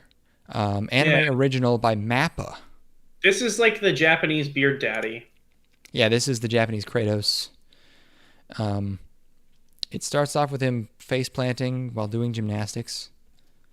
And there's hip hop. There's hip hop in this show, in the soundtrack. He gets called the Gymnastics Samurai because of his hair. He has like a ponytail. Or he had one. His coach, he says how long it's been since he got a medal, but I don't remember. I feel like he said 25 years, but that seems insane. Because he's not that old. I think it's since Japan got a medal. Because I think, like... Wait, no, yeah, there's no way it could be 25 years. Maybe? If he's like... If he's 18. in his... 18. If he's 18, he could be in his 40s, but there's no way anyone could do professional gymnastics in their 40s, right? No, it's impossible. I may have to... I'm going to look this up. I may have to look into that one. Yeah, Taisou Zamurai. There's jokes. It's like a comedy, I think. But his coach tells him, like, look, you got to retire. You stink. And he kind of accepts it. They have a bird, sort of like the Toradora bird, where it's a comic relief bird. They call him Big Bird. I found that particular element to be, I'd say for the most part, this show is inoffensively quirky. I think that was maybe the one element that pushed it a little bit quirky for me, is just this repeated gag with... Ever since the team gold in Montreal 25 years ago. So how do you get a team gold? I don't know how that works. I guess if he might have been like 13 or 14 at the time, so he'd be in his late 30s. No, I don't think he was there when they got it. He talks about team gold, and then he talks about, well, you got these individual medals, so maybe that's separate things. I don't know. He's probably in his, I would say, mid-30s. Because you can't be doing gymnastics that long. Maybe early 30s. Whatever, doesn't matter. He's of an age where he shouldn't be doing them gymnastics. It's anime. It's going to turn out he's 29, you know. But he's got a dead wife. He's got a daughter. To cheer his daughter up before telling her that he's retiring, he takes her on a day trip to see one of those colonial. We have colonial villages, and they have like a samurai ninja village. But she loves ninjas. This was very strange to me, everything that happened here, because they're going to see some like a performance, basically, where they're like, we're doing a ninja performance. Yeah. But then they juiced it up with a bunch of like modern action elements and put like agents into it. Well, that was real though. That was the. So there was real. I was like, what the fuck's going on here? Oh no, those were real Men in Black. Yes. No, that was apparent to me immediately upon seeing it. Okay, I was still in. I couldn't comprehend the Yuri show at this point. I watched these two in immediate succession, so that was lost on me. I feel you. Yeah. So yeah, they see these ninjas doing this act, but then these suited up agents show up, and one of the ninjas runs away. So then they get back home. The ninja, it turns out, has been a stowaway. Winds up in their bathtub, and he's an illegal alien ninja. And then there's also a grandma. She is the flashy grandma. She's that character. She's the young hip grandma. So even though she's a grandma, she is young, somewhat sassy. Why is my computer making noises? Oh, there we go. So she lets him stay. She's cool with it. She's cool with ninja. So far in this episode, you have, okay, he's retiring, and he's also met this illegal alien ninja. Somehow these things are going to combine. Yes. And create a situation. A I plot. really wish we could have seen how that was actually. At the end of the episode, legal alien comes to his gym and busts some sick gymnastic moves, which it seems to be an inspiration for our protagonist to continue. The only thing I could think of was like, okay, is he going to use him as a body double and pretend he hasn't retired because he owes him, because he's let him stay in his house? So like, okay, you're going to be me from now on, so you have to wear this ponytail. I don't know. Also, another thing I don't know, is it a girl? Why is he wearing a sports bra? You do that. His armpits are shaved. Guys will do that in weird sports that guys don't do. Oh. Okay. I didn't know that. Yeah. No one reacted like, oh, it's a girl. She just kept going, so I was like, wait. I thought the comedic timing in this was decent. It's not bad, yeah. I wish I kind of had a more clear idea of how this ninja was going to integrate. Yeah, I don't really know why he's here. I feel like you could have spent more time on that than maybe some other shit. I don't know. It's there's one guy who, it's like almost like Yu-Gi-Oh! Abridged levels, where every time he talks, there's this very farty hip hop beat under his dialogue. Yep. It's like only when he is talking and not a second longer. Is he supposed to be like rapping? Yeah, he's supposed to be like rhyming and he's a cheesy rap guy. Yeah, that's a gimmick that they got in Naruto with Killer Bee. Killer Bee be doing that in Naruto. Yeah. And I don't hear the rhymes that are happening. I kind of did. I wasn't necessarily getting them the whole way through. I also don't necessarily think that Japanese is like the best for rapping. I just think that the way that the language flows isn't necessarily conducive to it to begin with. But whatever. Okay, Mr. Japanese expert. Okay. Oh, let's listen to whatever you say. Oh. That's it. We're shutting him down. What was I gonna say? So, yeah, he has a press conference to announce his retirement, which, is there any gymnast who is famous enough for that? That seems insane. I guess they briefly show him signing autographs when he's in the Japanese village. But first of all, he's supposed to be washed up because his coach tells him that they don't use his nickname anymore, and they treat him like shit. But people are getting his autograph, and he's having a press conference. Maybe he's still a member of their Olympic team, and it is news that Olympian is going to be retiring or something. I feel like I've never heard of an Olympian retiring. I'm sure it's happened in my lifetime, but I've never been aware of it. Yeah, I don't know, Omi. It's weird. And then the last scene is he has a big, I'm not fucking leaving. Wolf of Wall Street scene. Yep. He does that. This one was just kind of strange. It's okay, but it doesn't fit together in a way that it's the groundedness of the story of retiring from, being like a washed up athlete who's going to retire, mashed up against this insane ninja subplot. Because you'd think something that you would think that something that happened to him over the course of this episode would cause him to change his mind about retirement, but he just thinks about his daughter, and that causes him to change his mind. Like, sexy wife.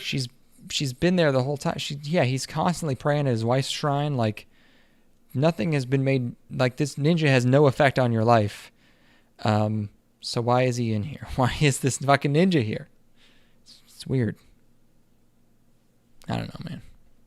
I'm looking at these. You fucked me.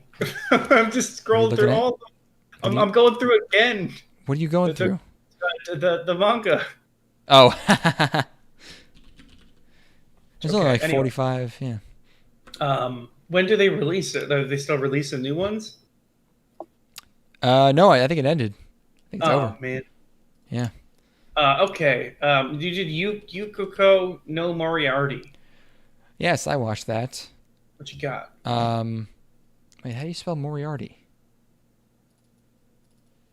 Okay, Yuukoku. What? Give me my goddamn Yuukoku. There it is. Yeah, this is a mystery show. Moriarty the Patriot. Manga adaptation, production IG. Set in, I think New York, 1911? It looks like some Fujoshi stuff. It looks pretty bad. I don't remember the first scene. There's like a boy. He's like a book boy. He's sitting in his bed. I don't remember who he ends up being or what he ends up doing. But the book he's reading, Sharaku Homuzu. Of course. So, and in the opening, they actually do the Benedict Cumberbatch, like Sherlock floating numbers thing. There's equations floating all around him. And then I think we moved to London. I don't know. We see a young Jewish boy running in the night, and he gets murdered. Our protagonist, his name is William. You know, it's like William Von fucking whatever. He has a weird speech about how Orientals don't know what omelets are. I think, that's him trying to explain the murderer, because the murderer would only kill people that he knows, of course. So it's sort of like you would only want what you know, sort of like how Orientals don't know omelets. Okay. So because all of the young boys that have been murdered are the sons of rich guys, he concludes that the murderer is a rich guy because, you know, Europe in the 19th century, everyone who hates rich people, other rich people. So what our protagonist does is he kidnaps a street boy playing the accordion off the street and questions him, which is just very gay.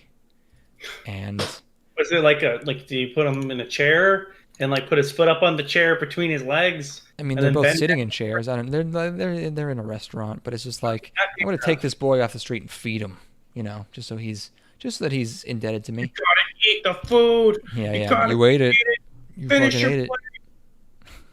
Suck it down. There's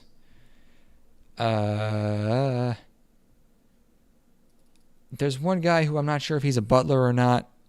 I couldn't tell if there were three protagonists or if like one's a butler or something. There's a scene where a guy like offers his condolences to the father of the boy who was just murdered, and immediately I was like, oh well, it was him then, because it's obvious, because he's acting weird. But I guess that's one of our protagonists. There might be like three of them, three detectives. I don't know. His name's Albert. And our main protagonist, William, he figures out who the criminal is by looking at him. So, very Sherlock Holmesian. So, he goes to the murdered Jewish boy's father and is like, hey, listen, this might seem fucking crazy, wow, but in order to catch a criminal, we have to do a crime. Crimes. Mm-hmm. So it seems like all three of those characters are Moriartys. It seems like they might be brothers. Yeah, that makes sense. So he captures the guy that did it, and then he puts him in like a storage container or something in the middle of nowhere, and has the boy's dad stab him to death. Because he's the detective, but he's got an edge to him. He's the bad detective. He's the naughty detective. I guess he just knew he was the murderer by looking at his clothes or something. It's and then the Dimension D band does the outro, very appropriate for 1911. Hey, quick, if you were gonna name a fictional jewelry company, what would you call it? Don't even think about it. As offensive as possible. Go. Oh God, gold bombs. Almost. Goldstein Jewelry. I didn't want to say that's my homie. I was joking when I said, okay, this young boy being murdered looks Jewish because he's drawn.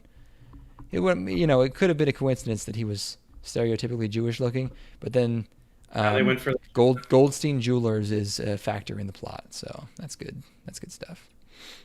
In London, I guess. Good for them making it in London. You know, early 20th century. Yeah. So that was something I watched. Not to be taken lightly or underestimated. No.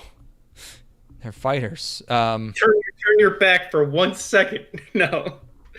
I'm so sorry. How many countries? No, I don't know. I don't even know that fact. You know why? Too nice.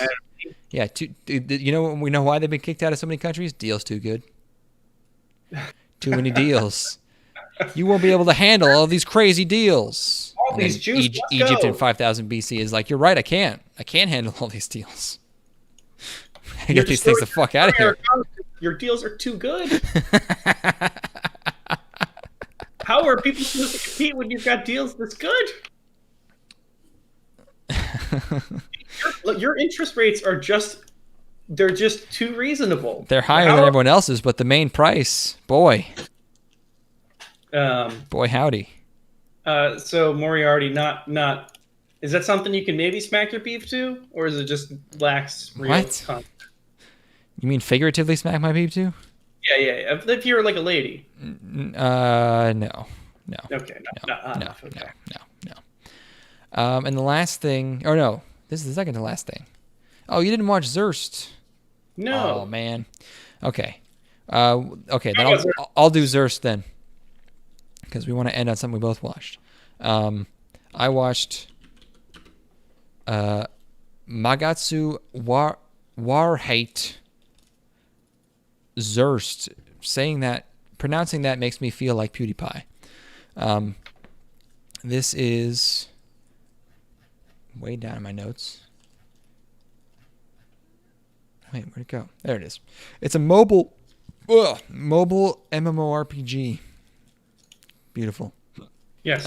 Yokohama of the video game art form. The what? The peak of the video game art form is the one everyone loves. Yep. Yokohama Animation Laboratory. They did Lapis Relights regarding lights. It's I almost made it a full season without seeing the Universal logo. It's still weird. I don't like it. It starts out, it's a guy doing a thing with a tube. It's magic shit. He's putting a glowing tube in a mechanical. Sure. And a big explosion happens and seemingly destroys the whole world.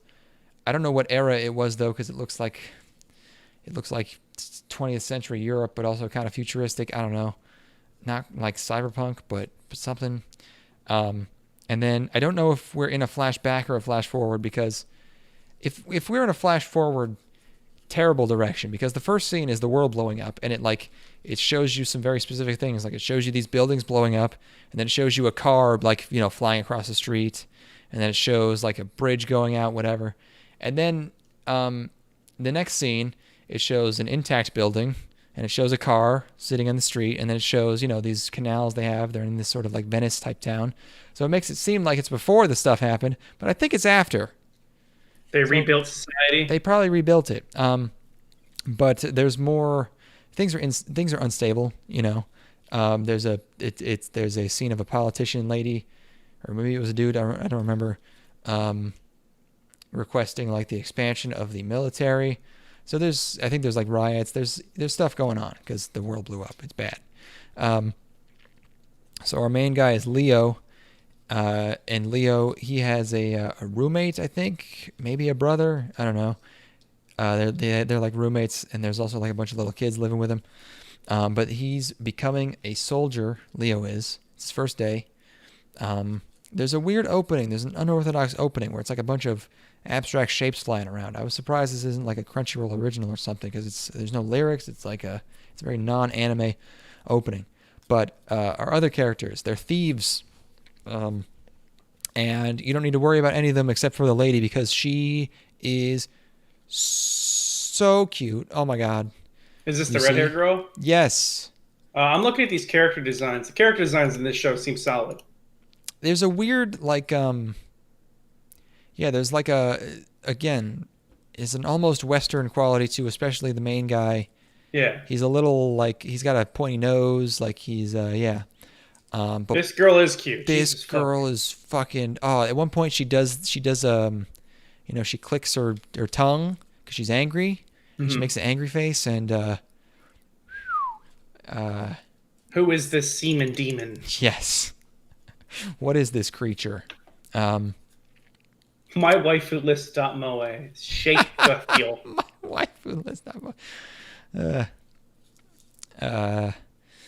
But they're weapons smugglers, and so early on, our homeboy in the military meets a guy loading shit up in a warehouse, and the thieves,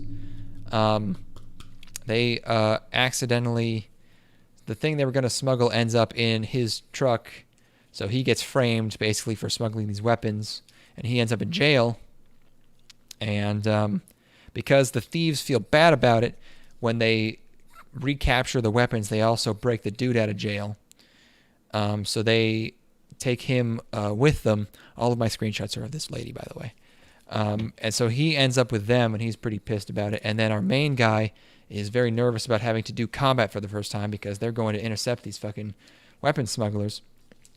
And the show was like pretty good up until this point. And but like there's this really tense, long build up to his first combat. And then the combat scene, the battle scene is very not great. The sound effects are super wimpy. And there's a shot where, like, it's supposed to be like an action shot, but it's this girl, and it's just a static wide shot, and she just like runs 15 feet horizontally to her right, and then fires a gun, and it's comedically bad. Because it sounds interesting. Like everything you've described sounds compelling on paper. But if you can't, yeah, it has good instincts, and like there's some show don't tell stuff where like someone shows up in his van's covered in bullet holes, and it's like, okay, that's good. We didn't need to see that. You know how to show us things without telling, without showing us. But then, like, the premise isn't like, it's fine. It didn't hook me really a lot. But then also it becomes clear that, someone just doesn't know how to direct action at all, or they didn't have the budget for it. What a shame. Yeah. It's not a large part of the show, but it is sort of the climax of the whole episode, and it is like, ooh, oh no. I'd argue if I had watched it, I would have climaxed well before then because of this Shake girl.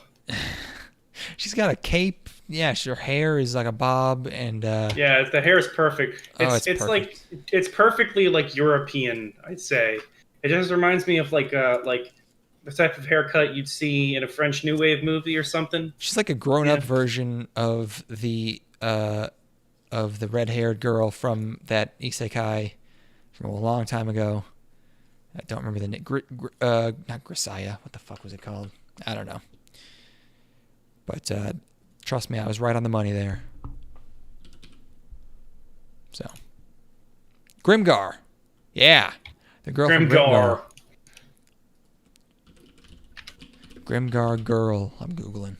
Did you see the trailer for the new Evangelion? Yeah.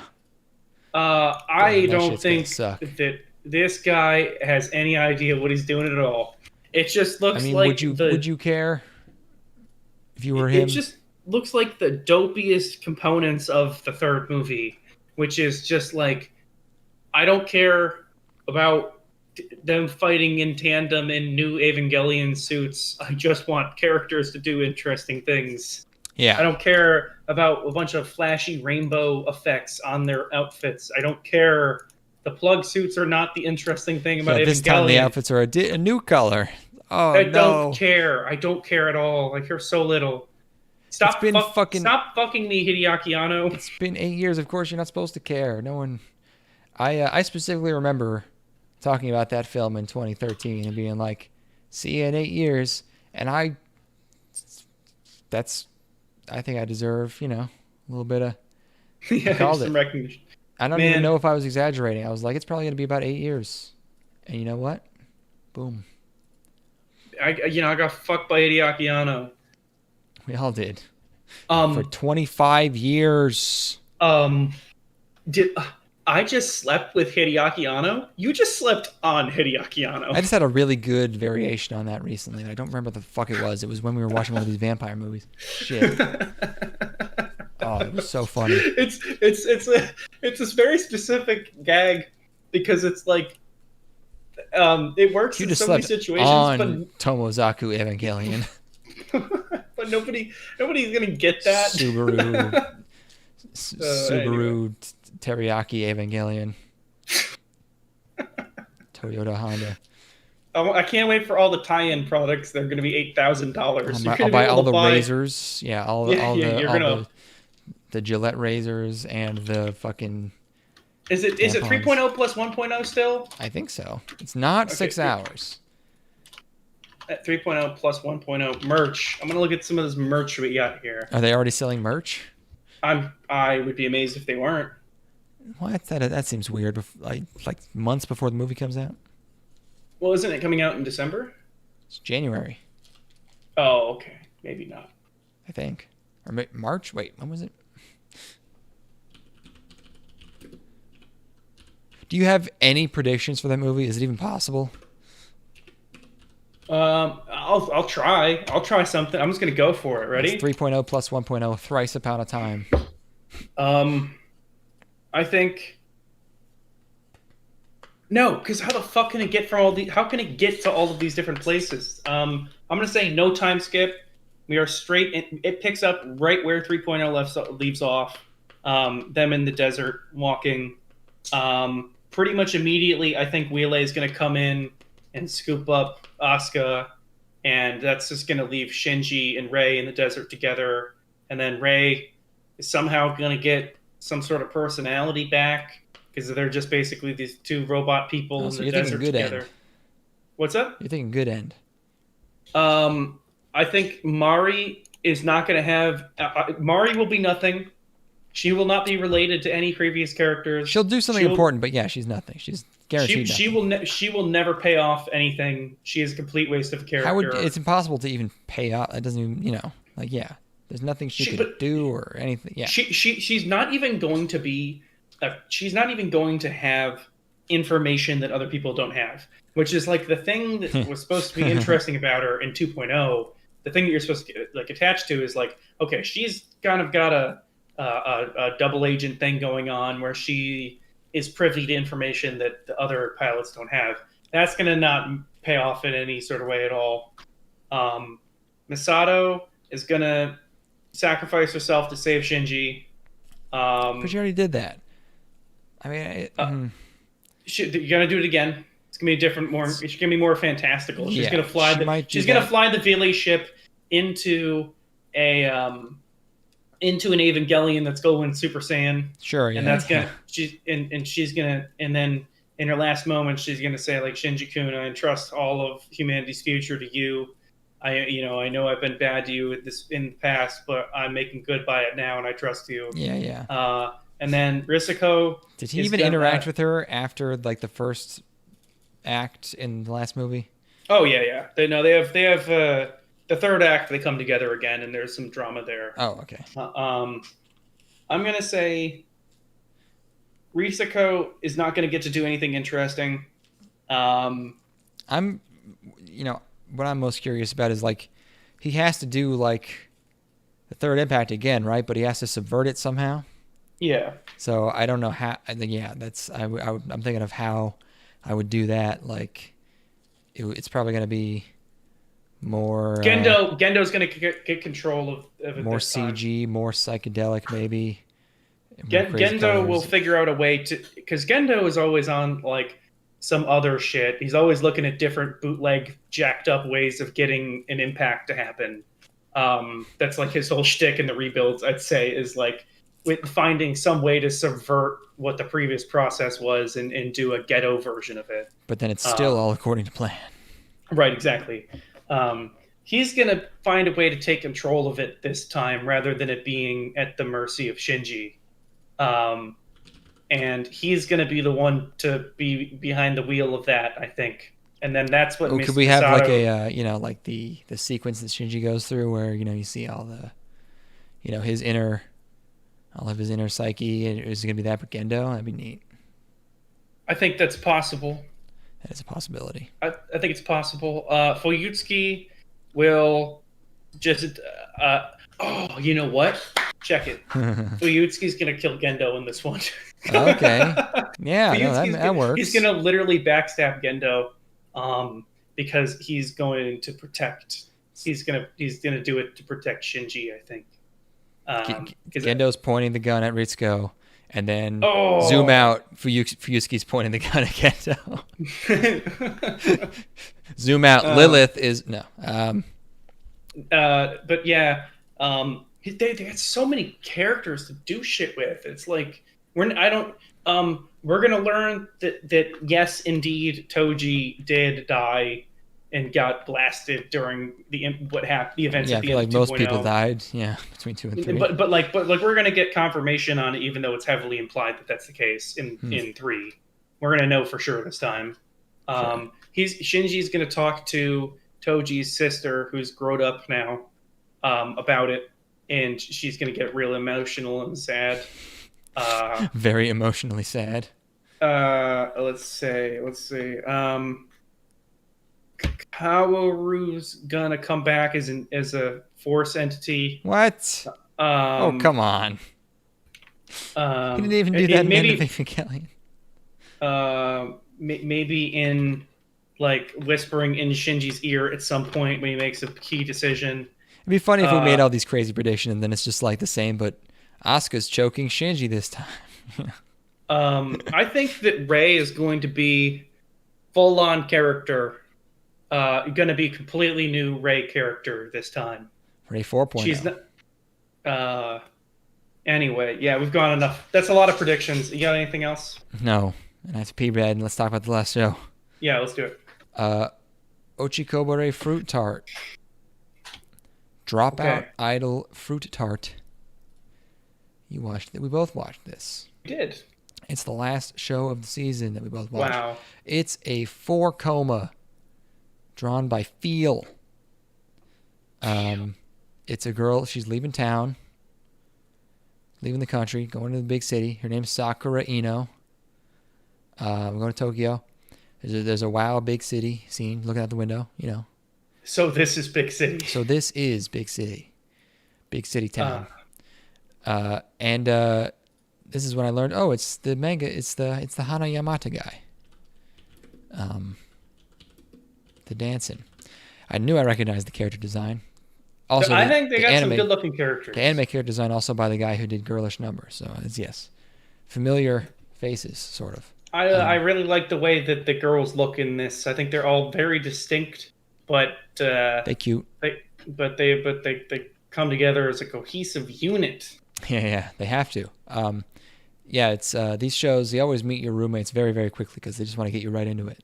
So there's a feisty lolly, there's big dumb tits, and then the third one is like Genki, I guess. I don't know. I like Genki Fang. That's me. Oh yeah, she's got a fang. That's what it. Yeah, that's what it is. Give me Genki Fang, Canadian flag shirt.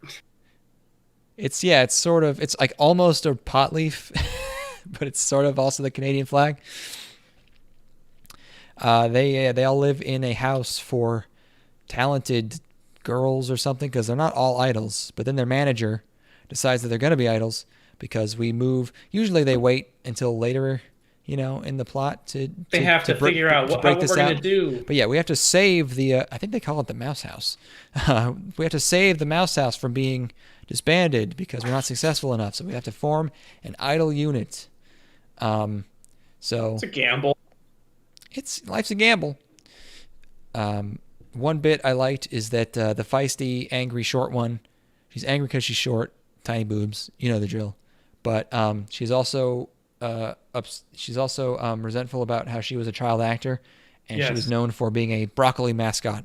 So that is a good gag. The main character just straight up calls her like Barocco or something, Rocco-chan or whatever, Rocco-senpai. That's funny. You get a brief glimpse into her past as a broccoli idol, a broccoli spokesperson, and she's dancing with 2 pieces of broccoli. It's good, and a piece of cauliflower. I like it. Yeah. So they have to form this idol unito.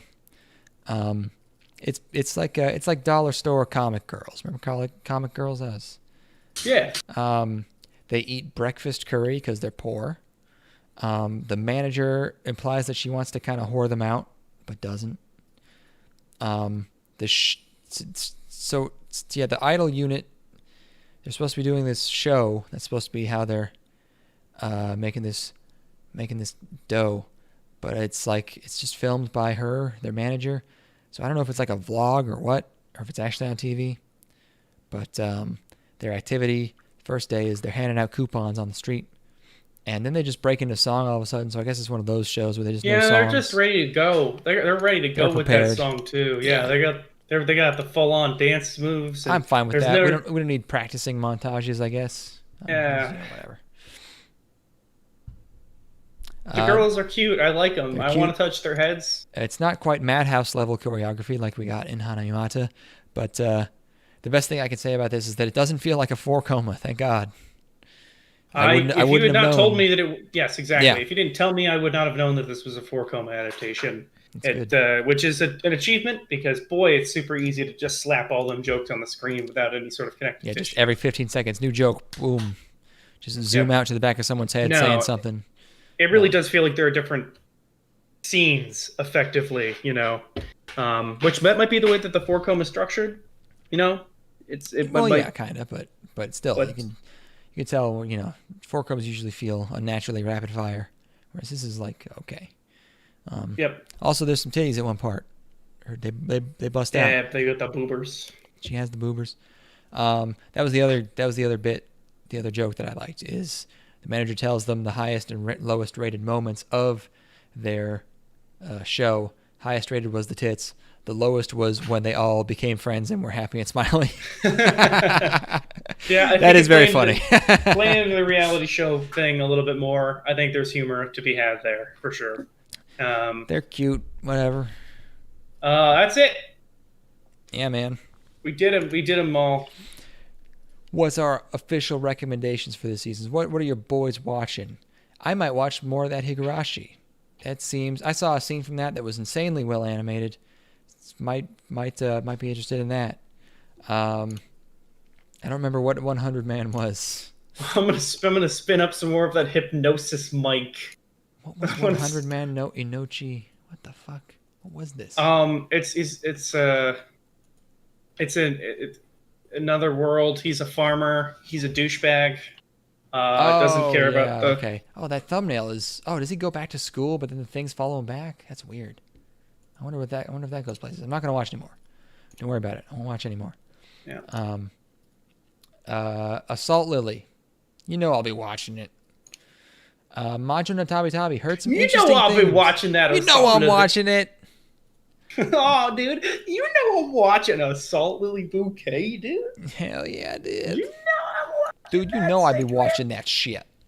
Saying Yoko no Sigurdrifa, of course. What? Sigurdrifa, the Senyoku no really? Sigurdrifa. You think so? Plane show. Oh, fuck. That's the good one, yeah. Yeah, plane show, man. That's the one I like the best. What? Names obviously are hard to remember. Yes, of course. That's my outs. Maybe. I've heard weird things about Majo no Tabi Tabi. That it's like weirdly dark and unusual. I don't know. Yeah, no more hypnosis. No more Juju Kaisen. Sorry, Jujutsu. Tonikaku Kawaii, perhaps.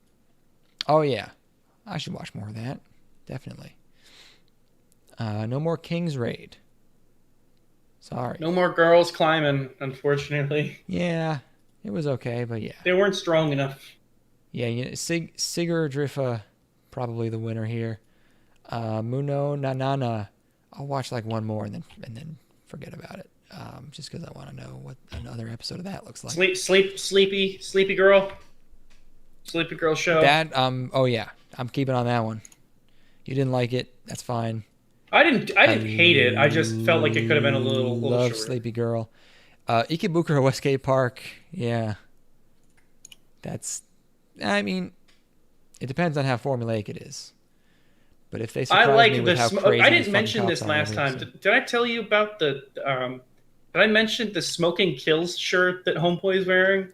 I don't think we you talk did, about but that? I remember seeing that. Yeah, That shirt is so fucking hard. I want that shirt so bad. it's just like just wear an ironic Dare shirt. Like it's the same thing. No, I think it's aesthetically cool. I just think that the words themselves and the where they are placed in the box around it just looks awesome. Yeah, sure. Anyway. Yeah, that's a phrase you don't see that often on shirts. Right. Akudama Drive, of course, important, muy importante. Yes.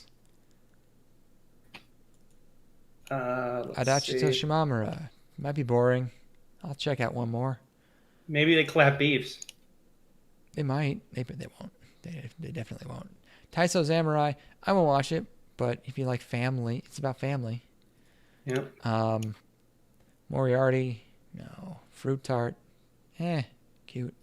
We'll let you know about D4 DJ First Mix If I when run that out comes of out. if I run out of everything that's been backing up in my life for the last 2 years, if I run through all that, maybe I'll watch one more episode of ZUERST, Magatsu Wahrheit ZUERST.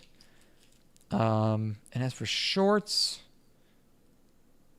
Dogeza. Yeah, bro, you already know about that. And Neck. So. And Sorry Dakaga Neck. And maybe Rail Romanesque. It's like a minute. Who cares? I like trains. There it is. Train, Dokoma de Mo. Twain. Does someone All say right. Twain? I gotta fucking piss like a racehorse. I gotta do that. Yeah. Thanks everybody for tuning in. Love you. We'll see I'm you reading. again in I'm like 2 reading months. 9 playbacks, but I think most of those are probably you. You've been pausing and replaying. It seems that way. All right. Perhaps. Well, thank you for listening. We'll have some more non-recap or season preview content coming. Thanks for tuning in, folks. I love you.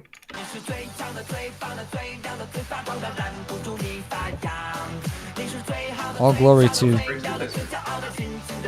nation of... I think this is the right song.